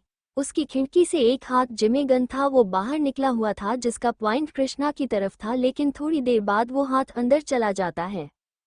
करीब 1 घंटे तक कृष्णा वही जैसी ही खड़ी रहती है। सूरज भी ढल चुका था और हल्का अंधेरा होने को आया था। वो अपनी कार में बैठी है और वहां से निकल जाती है। थोड़ी दूर जाने के बाद अचानक ही उसे महसूस होता है जैसे कोई उसका पीछा कर रहा है। आसपास कोई भी गाड़ी नहीं चल रही थी, जबकि वो कोई सुनसान रास्ते में नहीं थी। अचानक ही उसकी कार अनबैलेंस हो जाती है और अग्निहोत्री एंटरप्राइजेस कृष्णा अविनाश के आने से और उसके शब्दों से परेशान हो गई थी। कुछ देर काम करने के बाद अचानक ही वो अपना फोन लेकर ऑफिस से बाहर निकल जाती है। अभी शाम के 6 बजे थे तो सुफास ढलने को आया था। बिना किसी को बताए, बिना किसी गार्ड को लिए वो तेज स्पीड के साथ वहां से बाहर निकल जाती है, लेकिन उसके जाते के कुछ पल बाद ही एक कार टूरेंट ही उसके पीछे निकल जाती है। कृष्णा की कार बीच में आकर रुकती है, जहां अभी ज्यादा भीड़ नहीं थी, लेकिन कुछ कपल दिख रहे थे। वो अपनी कार से टेक लगाकर खड़ी हो जाती है और उन लहरों को शांति से देखने लगती है। उसके कुछ दूर वही कार जो उसके पीछे निकली थी वो खड़ी थी। उसकी खिड़की से एक हाथ जिमे गन था, वो बाहर निकला हुआ था, जिसका पॉइंट कृष्णा की तरफ था, लेकिन थोड़ी देर बाद वो हाथ अंदर चला जाता है। करीब 1 घंटे तक कृष्णा वही वैसे ही खड़ी रहती है। सूरज भी ढल चुका था और हल्का अंधेरा होने को आया था। वो अपनी कार में बैठती है और वहां से निकल जाती है। थोड़ी दूर जाने के बाद अचानक ही उसे महसूस होता है जैसे कोई उसका पीछा कर रहा है। आसपास कोई भी गाड़ी नहीं चल रही थी, जबकि वो कोई सुनसान रास्ते में नहीं थी। अचानक ही उसकी कार अनबैलेंस हो जाती है और एक जोड़ी से टकरा जाती है। टक्कर काफी तेज थी क्योंकि उसने स्पीड बता के रखा हुआ था, लेकिन उसकी कार का एयरबैग खुल जाता है। उससे उसे ज्यादा चोट नहीं आती, बस सर पर चोट लगी थी। पर जो टोरेंट एक्शन लेती है और दूसरे साइड के दरवाजे से बाहर निकल जाती है। उसके सर पर लगी चोट से खून निकल रहा था जो अब उसके चेहरे पर आ गया था। जो लोग उसका पीछा कर रहे थे वो भी टोरेंट ही अपनी कार से निकल कृष्णा के कार के पास आते हैं। वो करीब 7 लोग थे। जब वो लोग कार के पास जाते हैं तो बाहर से अंदर का कुछ भी नहीं दिख रहा था, तो वो लोग गेट खोलने का प्रयास करने लगते थे और जब वो लोग कार के पास नहीं जाते थे तो बाहर का शीशा टूट जाता था। जब वो लोग वहां से अंदर देखते थे तो उन्हें कोई भी नजर नहीं आता। ढूंढो उस लड़की को, आज सरकार को इसकी लाश चाहिए। ढूंढ, साली को यहीं कहीं होगी, भागेगी कहाँ बच के, उन्हें से एक आदमी बोलता है। उसके बोलते ही सभी इधर उधर देखने लगते हैं। वहां रोड के दोनों साइड बड़े बड़े पेड़ थे, उनको मेरे से एक के पीछे कृष्णा खादी सभी को खूंखार नजरों से देख रही थी। उसके सर से खून अभी भी निकल रहा था। उसने बंदूक को अपने हाथों में कसकर पकड़ रखा था। लगभग मौत उसके पास है, लेकिन उसके चेहरे पर डर बिल्कुल नहीं था। चारों तरफ वो गुंडे कृष्ण को ढूंढ रहे थे। एक आदमी उधर ही कृष्ण के पक्ष में आकर खड़ा हो जाता है। उसकी पीठ कृष्ण की तरफ थी। जब तक उसे एहसास होता है कि कोई उसके पीछे है या डब्ल्यूपी कुछ भी कर पता उसे पहले ही कृष्णा एक झटके से उसके गले की हड्डी तोड़ देती है और उसका काम वही तमाम हो जाता है। चिल्लाने के लिए इस्तेमाल करें या आपने आपको बचाने तक का समय नहीं मिला था, इसलिए किसी को कुछ पता नहीं चलता है। कृष्ण आराम से चलते हुए आगे जाने लगते हैं। कृष्णा खुद में ही एक सेना थी, उसके लिए इन लोग को मारना कोई मुश्किल काम नहीं था। ऐसा उसका अब उसे डेविल या क्वीन नहीं कहते। जब उसमें इतनी क्षमता है कि वो अंडरवर्ल्ड को अपने हाथ में रख सके तो ये लोग तो उनके सामने कुछ भी नहीं है। कृष्णा थोड़ी आगे जाती है तो एक और आदमी वही खड़ा था। जब उसने अपने पीछे किसी के होने का एहसास होता है तो वो अपनी बंदूक पर अपनी पकड़ कस लेता है और पीछे मुड़ गोली चला देता है, लेकिन सामने देख उसके हाथ से बंदूक छूट के गिर जाती है। ऐसा इसीलिए क्योंकि जब वो आदमी के पीछे मिडकर गन चलता है तब कृष्णा नीचे झुक जाती है। वही कृष्णा के पीछे उन गुंडों का नेता खड़ा था, तो वो गोली सीधे उसके भेजे में जाकर लगती है और वो वही ढेर हो जाता है और डर के मारे इस आदमी के हाथ से बंदूक छूट के गिर जाता है। इसी मौके का फायदा उठा कृष्णा उसे भी सर के बीच बीच गोली मार देती है। बाकी के 4 लोग वहां गोलियों की आवाज सुनते हैं, लेकिन 2 लाशों के अलावा कुछ भी नहीं मिलता। साली कहाँ गई, देखो यहीं कहीं छुपी होगी, वो हमारे आदमी को मार रही है, छोड़ना नहीं है, पकड़ो उसे और अपना कान खोल कर रखना, एक आदमी बाकी तीनों से कहता है। लेकिन अचानक ही कोई उनके सामने आता है और वे 2 लोगों के बैकबटन पर वार करते हैं, जिससे वो वही निध होकर गिर जाते हैं। ये सब इतनी जल्दी हुआ कि किसी को कुछ समझ नहीं आया, यहाँ तक कि हमें आखिरी बंदे को भी। कृष्णा अपने पैर से उसकी छाती पर मारती है तो वो सीधे पीछे पेड़ से टकरा जाता है और गन छूट कर गिर जाता है। गुस्से के कारण कृष्णा उसके कॉलर को पकड़ उसके चेहरे पर मुक्कों की बरसात करने लगती है। उस आदमी को प्रतिक्रिया देने का भी मौका नहीं मिल रहा था। वो आदमी अपनी पैंट के पीछे से एक चाकू निकलता है और कृष्णा के कमर के किनारे बेरहमी से घोंप देता है। अचानक हुए इस हमले से कृष्णा संभल नहीं पाती है और 2 कदम पीछे हो जाती है। चाकू अभी भी उसके कमर के साइड में घुसा हुआ था, वहां से हल्का हल्का खून निकलकर उसके कपड़े भींगा रहा था। इसका फायदा उठाकर वो आदमी कृष्ण को एक जोरदार धक्का देता है, जिससे वो पीछे पेड़ से टकरा जाती है और वो चाकू हल्का और अंदर चला जाता है। दर्द से उसकी सिसकी निकल जाती है। वो आदमी अपने ऊपरी ध्यान न होता देख वहां से भगने लगता है। उसको भागता देख कृष्णा बिना अपने चोट की परवाह किए बिना अपने कमरे में घुपा चाकू एक ही बार में बाहर निकल लेती है, जिससे जो खून अभी तक चाकू के रहने से रुका हुआ था वो पानी की तरह बहने लगता है। कृष्णा उस चाकू को सीधा उस आदमी की तरफ फेंक कर मारती है जो पीछे से ही उसकी गर्दन के बीचों बीच लगता है और वो वही रोड पर गिर जाता है। उसकी मौत ऑन स्पॉट हो जाती है। कृष्णा वही अपने काम के पक्ष में हाथ रखती से अध जाती है। अभी वो पूरा हाफ रही थी, ज्यादा खून बहने के कारण उसे चक्कर भी आने लगे। वो अपने घाव को देखती है जहां से लगातार खून निकल रहा था। वो कैसे भी अपना जैकेट निकालकर उस घाव पर कास के बंद देती है। उसकी आंखें पूरी लाल हो गई थी, उसके हाथ भी कांप रहे थे। कृष्णा 15 मिनट तक ऐसी ही खड़ी रहती है, उसके बाद हल्के कदमों से आगे कार की तरफ जाने लगती है। तभी वहां फोन की रिंग सुनाई देने लगती है। पूरा रोड सुनसान था तो रिंग आराम से उसके कानों तक जा रही थी। वो अपने आसपास देखती है तो उन्हें गुंडों में से एक का फोन उसके बॉडी के साइड गिरा बज रहा था। कृष्णा को चलने में तकलीफ हो रही थी, लेकिन फिर भी वो वहां जाने लगती है। उस फोन पर सरकार लिखा हुआ शो हो रहा था। कृष्णा अपने घाव को पकड़कर झुकती हैं और फोन उठाती हैं। काम हो गया हो तो बस्ती के साइड वाले रोड पर आ जाओ। याद रहे उस लड़की को जिंदा छोड़ने की गलती मत करना। एक बार बच गई लेकिन हर बार नहीं। उधर से किसी आदमी की आवाज आती है। हाँ, रोड से किसी एक लड़की को उठाते आना। कंटेनर में एक कम है और कच्ची कली होनी चाहिए। ध्यान रखना, अब जल्दी से आओ, इस बार मैं तुम लोगों के साथ ही रहूंगा। दोबारा उस तरफ से आवाज आती है। उसके बाद कॉल कट हो जाता है। उस आदमी की आवाज सुन कृष्ण की मुठिया कस जाती है। उसकी नीली आंखें पूरी लाल हो गई थी। उसके मुंह से हल्की आवाज आती है, राणा। रंधावा हवेली। आपके अंदर इतना हिम्मत है तो बस इस घर से बाहर कदम रख के दिखाए। आप सोच भी नहीं सकते मैं आपके साथ क्या करूंगा, इसलिए सीधे सीधे सबके सामने सच बता दीजिए, क्योंकि इस बात का भी सबूत है मेरे पास कि उस दिन आपके कारण कृष्णा हॉस्पिटल से बाहर गई थी। रोहन ठंडे लफ्ज में कहता है तो रेवती जी जो बाहर की तरफ जा रही हैं, यही उनके कदम रुक जाते हैं। रोहन, ये तुम क्या कह रहे हो? रेवती ने ये सब किया, लेकिन क्यों? मुझे कुछ समझ नहीं आ रहा है। साफ साफ कहो, क्या सच है? जसवंत जी रोहन को अपनी तरफ घुमाते हुए कहते हैं।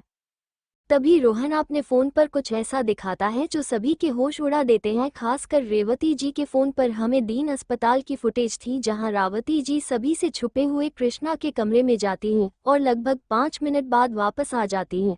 उनके जाने के बाद ही कृष्णा भी धीरे धीरे बाहर चली जाती हैं। उस दिन जब वो लोग फुटेज देख रहे थे तब उसमें रेवती जी के आने जाने वाला कोई भी सीन नहीं था और अचानक वही फुटेज में ये चेंज कैसे हुआ, आकागा ये सोचने वाली बात थी। हाँ, ये तो रेवती है, लेकिन हमने हॉस्पिटल में फुटेज चेक करवाया था ना, उसमें तो ऐसा कुछ नहीं था। फिर ये कैसे? रंजीत जी हैरानी से रोहन को पूछता है। वही तो बाऊजी, उसमें ऐसा कुछ नहीं था और हमें लगा कृष्णा खुद से गई है, लेकिन ऐसी वजह तो बुआ जी थी। उस दिन की फुटेज से छेड़खानी की गई थी ताकि सच चुप हो जाए, लेकिन कहते हैं न, सच पर कितने ही पर्दे क्यों न डाल दो, वो बाहर आ ही जाता है। अब आप सच बताएंगे या मैं खुद आपका इंतजाम पुलिस स्टेशन में करवाऊं? रोहन गुस्से से पूछता है। अब जब रेवती जी को लगता है कि उनके बचने का बिल्कुल भी मौका नहीं है तो अचानक ही उनके रंग बदल जाते हैं और वो। रंधावा हवेली। आपके अंदर इतनी हिम्मत है तो बस इस घर से बाहर कदम रख के दिखाए। आप सोच भी नहीं सकते मैं आपके साथ क्या करूंगा, इसलिए सीधे सीधे सबके सामने सच बता दीजिए, क्योंकि इस बात का भी सबूत है मेरे पास कि उस दिन आपके कारण कृष्णा हॉस्पिटल से बाहर गई थी। रोहन ठंडे लफ्ज में कहता है तो रेवती जी जो बाहर की तरफ जा रही हैं, यही उनके कदम रुक जाते हैं। रोहन, ये तुम क्या कह रहे हो? रेवती ने ये सब किया, लेकिन क्यों? मुझे कुछ समझ नहीं आ रहा है। साफ साफ कहो, क्या सच है? जसवंत जी रोहन को अपनी तरफ घुमाते हुए कहते हैं। तभी रोहन अपने फोन पर कुछ ऐसा दिखाता है जो सभी के होश उड़ा देते हैं। खासकर रेवती जी के फोन पर हमें दीन अस्पताल की फुटेज थी जहां रावती जी सभी से छुपे हुए कृष्णा के कमरे में जाती हैं और लगभग 5 मिनट बाद वापस आ जाती हैं। उनके जाने के बाद ही कृष्णा भी धीरे धीरे बाहर चली जाती हैं। उस दिन जब वो लोग फुटेज देख रहे थे तब उसमें रेवती जी के आने जाने वाला कोई भी सीन नहीं था और अचानक वही फुटेज में ये चेंज कैसे हुआ, आकागा ये सोचने वाली बात थी। हाँ, ये तो रेवती है, लेकिन हमने हॉस्पिटल में फुटेज चेक करवाया था ना, उसमें तो ऐसा कुछ नहीं था। फिर ये कैसे? रंजीत जी हैरानी से रोहन को पूछता है। वही तो बाऊजी, उसमें ऐसा कुछ नहीं था और हमें लगा कृष्णा खुद से गई है, लेकिन ऐसी वजह तो बुआ जी थी। उस दिन की फुटेज से छेड़खानी की गई थी ताकि सच चुप हो जाए, लेकिन कहते हैं न, सच पर कितने ही पर्दे क्यों न डाल दो, वो बाहर आ ही जाता है। अब आप सच बताएंगे या मैं खुद आपका इंतजाम पुलिस स्टेशन में करवाऊं? रोहन गुस्से से पूछता है। अब जब रेवती जी को लगता है कि उनके बचने का बिल्कुल भी मौका नहीं है तो अचानक ही उनके रंग बदल जाते हैं और वो वही सोफे पर पैर रख बैठ जाती हैं। हाँ, तो तुम लोगों को क्या लगा मेरे भाई को बेइज्जत करके तेरा ये बाप निकाल देगा और मैं शांति से तुम लोगों को खुश देखूंगी? हमारे माँ बाप की प्रॉपर्टी तक पर कब्जा करके बैठा है तेरा ये बाप, और तू कहता है मैंने ऐसा क्यों किया? रेवती जी इस बार रोहन की आंखों में आंखें डालकर बोल रही थी। ये आप क्या कह रही हैं? आप होश में हैं तो हैं? आपकी हिम्मत कैसी हुई बाऊजी से ऐसी बात करने की? अपनी तहजीब मत भूलिए बुआ जी। रोहन को बिल्कुल बर्दाश्त नहीं हुआ जब वो ऐसे बोल रही थी।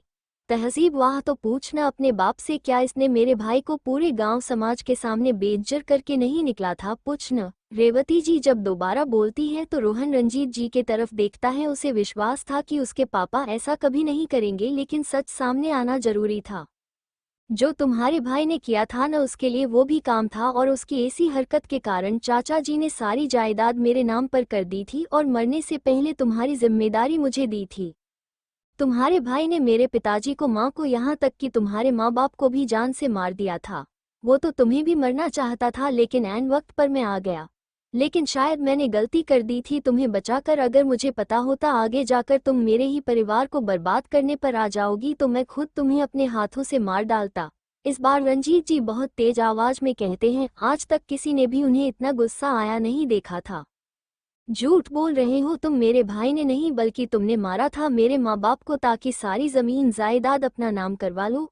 ये जो अच्छे बनने का दिखावा करते हो ना तुम, मुझे बहुत गुस्सा आता है। मन लगता है यही इसी वक्त तुम दोनों को जान से मार दूं, लेकिन ऐसे नहीं। मजा तो तब आएगा जब तुम सब खून के आंसू रोओगे। रेवती जी आपने जगह से खड़ी जोड़ी है और रंजीत जी के सामने आकर बोलने लगती हैं। उनके हर एक लफ्ज से नफरत की बू आ रही थी। पता है मैंने तेरे पोते को क्यों कुछ नहीं किया? क्योंकि तुम दोनों मियाँ बीवी की जान जो उस कृष्णा में बसती थी। मैं जब भी यहाँ आती थी न, उसे बहुत टॉर्चर करती थी। बहुत सुकून मिलता था मुझे, और वो बेचारी डर के मारे किसी को बता भी नहीं पाती थी। आखिर माँ बाप ही उसे इतने अनोखे मिले थे। हाँ हाँ। अरे नेहा बहू, क्या हुआ? तुम्हें चिंता करने की जरूरत नहीं है। जैसे तुम कृष्णा से नफरत करती थी मैं भी करती थी, इसीलिए परेशान मत हो। हाँ। वो पूरी पगलों जैसी हरकतें कर रही थी। ये तुमने बिल्कुल सही नहीं किया रेवती, बिना सच जाने तुम ऐसा कर भी कैसे सकती हो? क्या तुम्हें दया नहीं आए एक बच्ची का इस्तेमाल करते हुए? जसवंत जी आगे आते हुए कहते हैं। नहीं, बिल्कुल नहीं आए, और तुम लोग जिसका इंतजार कर रही हो न, वो कब का मर चुकी है। मेरे भाई ने उसे मारा है। बहुत चालाक बन रही थी। अगर चालाकी नहीं दिखती तो किसी की रखेल बनकर ऐस कर रही होती। वो बोल ही रही थी कि जसवंत जी उनको एक जोरदार थप्पड़ मार देती हैं। थप्पड़ इतने जोर का था कि रेवती जी नीचे ही गिर जाती हैं। उनका एक गाल पूरा लाल हो गया था। रोहन, मुझे नहीं पता तुम क्या करोगे, कैसे करोगे, लेकिन ये मुझे अभी इसका वक्त जेल के अंदर चाहिए। और इसे बताओ कि जब किसी को टॉर्चर किया जाता है तो कैसा लगता है। और तुम, वो सुधा को देख कहती है, अपना सामान लो और हमारे घर से बाहर निकल जाओ, वरना मुझे वक्त नहीं लगेगा तुम्हें भी तुम्हारी दादी के साथ जेल में डलवाने से। जसवंत जी रोहन को ऑर्डर देते हुए कहते हैं। फिर सुधा की तरफ मुड़कर उसे कहती हैं, जो अपनी दादी को उठाने की कोशिश कर रही थी। उसकी आंखों में भी गुस्सा और नफरत साफ दिख रहा था। बहुत गलत कर रही हो तुम, मेरा भाई तुम लोग को छोड़ेगा नहीं, सब मारोगे और ऐसी मौत मिलेगी कि रूह तक कांप जाएगी तुम सबकी। मैं तुम लोगों को कभी खुश नहीं रहने दूंगी, कभी नहीं। रेवती जी अभी बोल ही रही थी कि बाहर पुलिस की गाड़ी का सायरन बजने लगता है, जिसे रेवती जी और ज्यादा गुस्से में जसवंत जी को देख रही थी। रोहन ने बहुत पहले ही पुलिस को सूचित कर दिया था, साथ ही सारे सबूत भी दे दिए थे। अगर जसवंत जी अभी नहीं भी बोलती तब भी वो उन्हें छोड़ने वाला नहीं था। हेलो मिस्टर रंधावा, आप लोग उन्हें गिरफ्तार कर लीजिए। आपको बिल्कुल परेशान होने की जरूरत नहीं है। हमें ऐसे लोगों को सीधा करना बहुत अच्छे से आता है। इनकी खातिरदारी में कोई कमी नहीं आने देंगे। कमिश्नर रोहन से कहते हैं और महिला पुलिस अफसर को रेवती जी को गिरफ्तार करने का आदेश देते हैं। मुझे उम्मीद है आप ऐसा ही करेंगे। अगर कोई इनकी जमानत भी करवाने आए तो सबसे पहले मुझे बताएगा। ये किसी भी कीमत पर बाहर नहीं आनी चाहिए। रोहन कमिश्नर से कहते हैं, जिस पर जो बस सर हिला देता है। महिला पुलिस की पेशकश रेवती जी के पास आती है और उनके हाथों में हितकड़ी लगाने लगती हैं। क्या कर रही है? छोड़ो मुझे, छोड़, मार दूंगी तुम सबको, छोड़ो मुझे। रेवती जी अपने आप को छुड़ाने की कोशिश कर रही है थी। अंकल आप क्या कर रहे हैं? प्लीज दादी को छोड़ दीजिए। मैं वादा करती हूँ हम गांव चले जाएंगे, प्लीज ऐसा मत करिए। दादी, सुधा सभी से रिक्वेस्ट कर रही थी, लेकिन सभी उसको इग्नोर कर देते हैं। कमिश्नर रेवती जी को आप अपने साथ ले जाने लगते हैं। तभी रेवती जी एक महिला पुलिस को तेज धक्का दे देती है, जिससे उस अधिकारी की पकड़ है हथकड़ी से छूट जाती है। इसी का फायदा उठाकर रेवती जी उसकी कमर के रखा गन निकाल लेती हैं और पीछे मुड़ रंजीत जी के ऊपर चला देती हैं। ये सब इतनी जल्दी, इतना अचानक हुआ कि वो महिला अधिकारी भी गन को बचा नहीं पाई। जब सब पीछे देखे हैं तो दूसरी तरफ मुंबई के नीचे इलाके में एक बस्ती बनी हुई थी। वहां के कुछ लोग जहां अच्छी जिंदगी जीना चाहते थे, वही कुछ ऐसे भी लोग हैं जो वहां से निकलना चाहते थे, चाहे वो गलत काम करके ही क्यों न हो। और इसका फायदा पैसे वाले लोग बहुत अच्छे से उठते थे। आज इसी इलाके के पीछे तरफ लगभग 2-3 किलोमीटर दूर 4 बड़ा सा ट्रक खड़ा था और कुछ लोग 3 ट्रक के अंदर बड़े बड़े डब्बे डाल रहे थे।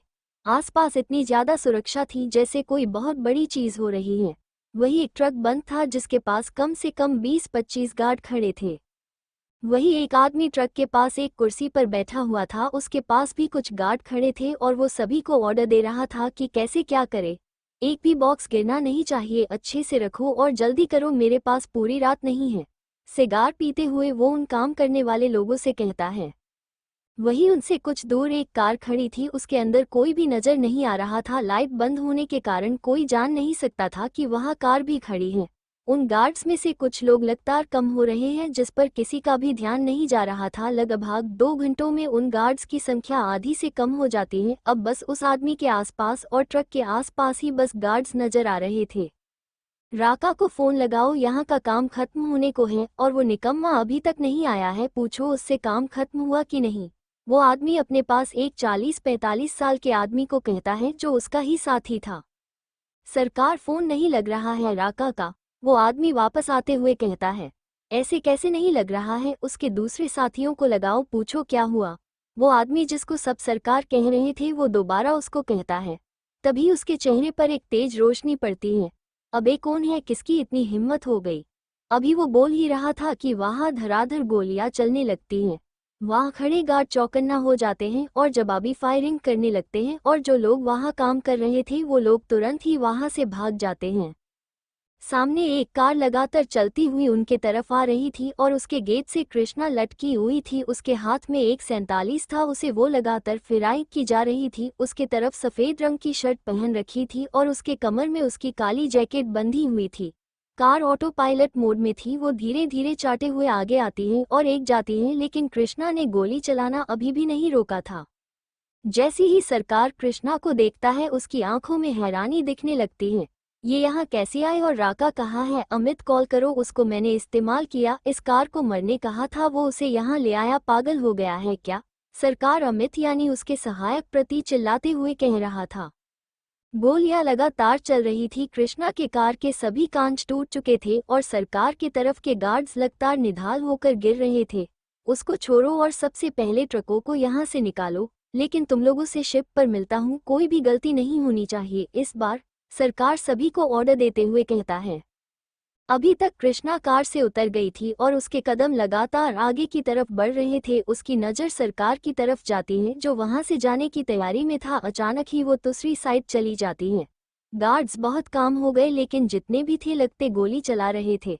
सरकार अपनी कार के पास जा ही रही है कि उसके कानों के बगल से एक गोली गुजरती है और सीधी उस कार की टंकी पर जाकर लगती है और कार एक बूम आवाज के साथ उड़ जाती है।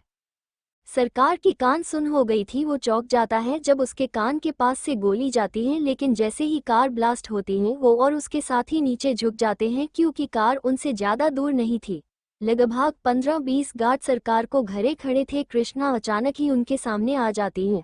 अब सीन ये था कि कृष्णा सरकार और उस आग में जलते कार के बीचों बीच थी। कृष्णा के हाथ में बंदूक थी जिसका निशाना सरकार था। गार्ड तुरंत एक्शन लेते हैं और गोली चलाते हैं, लेकिन सिर्फ 3 मिनट के अंदर ही कृष्णा अपने AK-47 से वो 10 गार्ड को खड़े खड़े मार देती है। इतने में सरकार अपने पास से गन निकाल लेता है और कृष्णा की तरफ पॉइंट कर देता है। सब मेरे आगे खड़े हो जाओ अभी, सरकार सभी को ऑर्डर देता है, जिसके बाद बाकी बचे गार्ड उसके सामने खड़े हो जाते हैं। सरकार अपनी बंदूक को कृष्ण की तरफ करते हुए एक गोली चलाता है जो चुक जाती है। शेट, नहीं नहीं, तुझे मारना होगा, मरना होगा तुझे, इतना बोल वो एक साथ अपनी बंदूक की 50 गोलियां चलाता है जो सीधे कार के अंदर। ओम अपने ऑफिस से निकल गया था अग्निहोत्री मंशन जाने के लिए। रास्ते में रुककर उसने एक बहुत मशहूर दुकान से पैनकेक भी लिया था। उसे आज भी याद है कि बचपन में कृष्णा को पैनकेक बहुत पसंद थे, इसके लिए वो कुछ भी कर सकती थी, इसलिए उसने सोचा वो उसे देख खुश हो जाएगी। ओम की कार मेशन के पास आ ही गई थी कि अचानक ही उसका इस्तेमाल बहुत बेचैनी होने लगता है, बहुत घबराहट हो रही थी इस्तेमाल। ओम अपनी टाई ढीला करता है, साथ ही विंडो भी खोल देता है ताकि हवा आ सके। इस वक्त उसके दिमाग में बस कृष्णा चल रही थी। उसका दिल बहुत तेज धड़क रहा था, अंदर से डर ने जगह बना लिया था। ये मुझे इतनी घबराहट क्यों हो रही है? कृष्णा कृष्णा ठीक तो है, खुद से कहते हुए वो फोन निकल कृष्णा को कॉल लगाने लगता है, लेकिन उसका कॉल अनरीचेबल आ रहा था। अब उसे और घबराहट होने लगती है। वो बार बार कृष्णा को कॉल कर रहा था।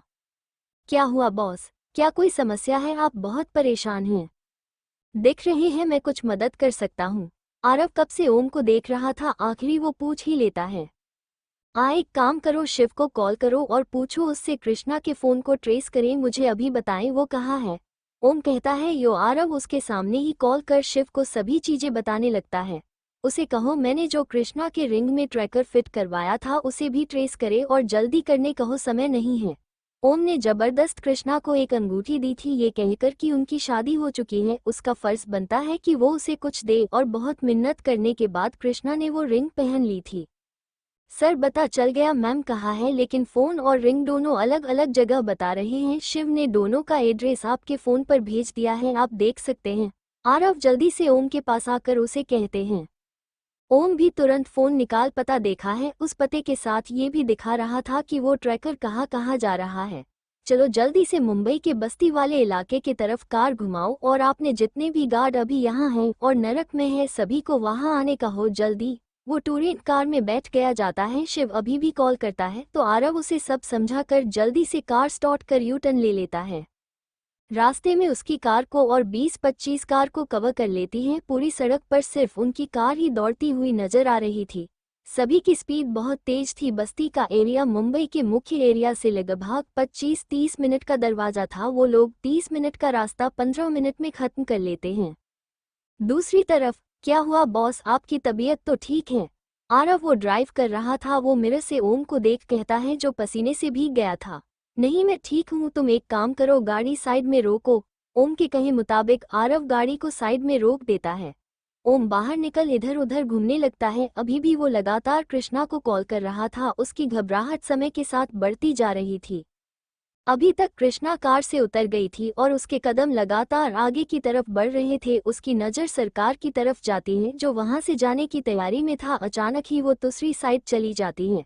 गार्ड्स बहुत काम हो गए, लेकिन जितने भी थे लगते गोली चला रहे थे। सरकार अपनी कार के पास जा ही रही है कि उसके कानों के बगल से एक गोली गुजरती है और सीधी उस कार की टंकी पर जाकर लगती है और कार एक बूम आवाज के साथ उड़ जाती है। सरकार की कान सुन हो गई थी। वो चौंक जाता है जब उसके कान के पास से गोली जाती है, लेकिन जैसे ही कार ब्लास्ट होती है वो और उसके साथी नीचे झुक जाते हैं क्योंकि कार उनसे ज्यादा दूर नहीं थी। लगभग 15-20 गार्ड सरकार को घरे खड़े थे। कृष्णा अचानक ही उनके सामने आ जाती है। अब सीन ये था कि कृष्णा सरकार और उस आग में जलते कार के बीचों बीच थी। कृष्णा के हाथ में बंदूक थी जिसका निशाना सरकार पर था। गार्ड तुरंत एक्शन लेते हैं और गोली चलाते हैं, लेकिन सिर्फ 3 मिनट के अंदर ही कृष्णा अपने AK-47 से वो 10 गार्ड को खड़े खड़े मार देती है। इतने में सरकार अपने पास से गन निकाल लेता है और कृष्णा की तरफ पॉइंट कर देता है। सब मेरे आगे खड़े हो जाओ अभी, सरकार सभी को ऑर्डर देता है, जिसके बाद बाकी बचे गार्ड उसके सामने खड़े हो जाते हैं। सरकार अपनी बंदूक को कृष्ण की तरफ करते हुए एक गोली चलाता है जो चुक जाती है। शेट, नहीं नहीं तुझे मारना होगा, मरना होगा तुझे। इतना बोल वो एक साथ अपनी बंदूक की 5 गोलियां चलाता है। 5 में से एक उसके बाह को छू कर निकल जाता है और दूसरा एक और गोली कृष्णा के लेफ्ट साइड दिल के पास जाकर लगता है। अचानक गोली लगने से कृष्णा को जोरदार झटका लगता है। दोनों गोली लेफ्ट साइड ही लगी थी, जिससे वो हाथ झूल जाता है और बंदूक सिर्फ एक हाथ में रह जाती है। कृष्णा की आंखें पूरी लाल हो गई थी। अभी भी 3 गार्ड और सरकार बाकी थी। अगर वो गोली नहीं चलाती है तो ये लोग उसको गोलियों से भून डालेंगे, लेकिन अब कृष्णा के अंदर जैसे आग सी लग जाती है। सरकार को देखकर वो अपने बाएं हाथ को धीरे धीरे आगे ले जाकर गन को मजबूती से पकड़ लेती है, जिसके कारण खून और तेजी से बहने लगता है। उसका पूरा कपड़ा लाल रंग में बदल गया था। कृष्णा चिल्लाते हुए आपने कंपाते हाथों से गोली चलाने लगती है। उसका शरीर अब उसका साथ छोड़ रहा था। इतना खून गिर जाने के कारण उसके कदम लड़खड़ा रहे थे। सारे गार्ड मारे जाते हैं। एक गोली सरकार के पैर में भी लगती है, जिससे वो लंगड़ा कर चलता था। कृष्णा के आंखों के सामने अंधेरा छाने लगता है। उसके हाथ से बंदूक छूटकर गिर जाता है। कृष्णा कुछ देख या समझ नहीं पा रही थी। तभी वहां एक साथ 20-25 गाड़ियां धड़ाधड़ आने लगती हैं। इतने में सरकार वहां से वापस पीछे की तरफ भागता है। तभी एक कार आकर रुकती, वो तुरंत उसमें बैठ जाता है। उसके टांगों में गोली लगाने के कारण वो चल नहीं पा रहा था, लेकिन जब बात जान पर आती है तो सब दर्द भूल जाते हैं। कार के अंदर से ओम बाहर आता है और भागते हुए कृष्णा के पास जाने लगता है। अब कृष्ण बेहोश होकर पीछे की तरफ गिर रही थी, लेकिन ऐन वक्त पर ओम आकर उसे पकड़ लेता है। कृष्णा, कृष्णा, ये सब कैसे हुआ? इस बार नहीं, प्लीज नहीं, मैं तुम्हारे बिना मर जाऊंगा। आंखें खोलो कृष्णा। वो उसे पूरा खून से लथपथ देख घबरा जाता है। उसे तो कुछ समझ ही नहीं आ रहा था कि वो क्या करे क्या बोले। उसे बस कृष्णा चाहिए था। इन सब में वो ये भी भूल जाता है कि उसे जल्दी से कृष्णा का हॉस्पिटल ले जाना चाहिए। इस वक्त तक कृष्णा लगभग बेहोश हो गई थी। ओम उसको सीपीआर देने लगता है, तब जाकर कहीं उसको हल्का होश आता है। कृष्णा लंबी और गहरी गहरी सांसें ले रही थी। कृष्णा कुछ कहने की लगता है कोशिश कर रही थी, लेकिन न तो उसे बोला जा रहा था और न ओम कुछ सुन रहा था। वो इतना घबराया हुआ था कि उसे कुछ समझ ही नहीं आ रहा था। बॉस, आप क्या कर रहे हैं? मैम को जल्दी से हमें हॉस्पिटल ले जाना जरूरी है। आप मैम को उठाइए, मैं गाड़ी तैयार करता हूँ। आरव के कहने पर वो होश में आता है और जल्दी से अपना शूट निकाल उसे कैसे भी कृष्णा के दिल के पास बांध देता है, जिससे कृष्णा की चीख निकल जाती है। ओम का तो दिल ही छलनी हो रहा था। उसके बाद वो कृष्णा को लेकर कार में बैठा जाता और कार अपनी पूरी रफ्तार के साथ वहां से निकल जाती है। कार में भी ओम खून को रोकने की कोशिश की जा रहा था, लेकिन कृष्णा का पहले से ही बहुत खून बह गया था। कृष्णा का सर ओम की गोद में था। कृष्णा अपने कांपते हाथ को ऊपर उठाती है और ओम के कॉलर को पकड़कर नीचे अपने ऊपर झुकाती है। ओम के आंखों से आंसू गिर रहे थे। अपने ऊपर झुकाने के बाद कृष्णा एक गहरी सांस लेती है और ओम के कान में कुछ कहती है। वो क्या बोल रही थी ये सिर्फ ओम को सुनाई दे रहा था, लेकिन जो भी था उस कारण ओम की आंखें और लाल हो जाती हैं। उसके चेहरे पर गुस्सा देखने लगता था। गुस्से के कारण उसकी नसें तक दिखने लगी थी। तभी कार रुक जाती है। बॉस जल्दी करिए, सारी तैयारी हो चुकी है, मैम को बाहर निकलिए। आरव जल्दी से ड्राइविंग सीट से बाहर आकर कहता है।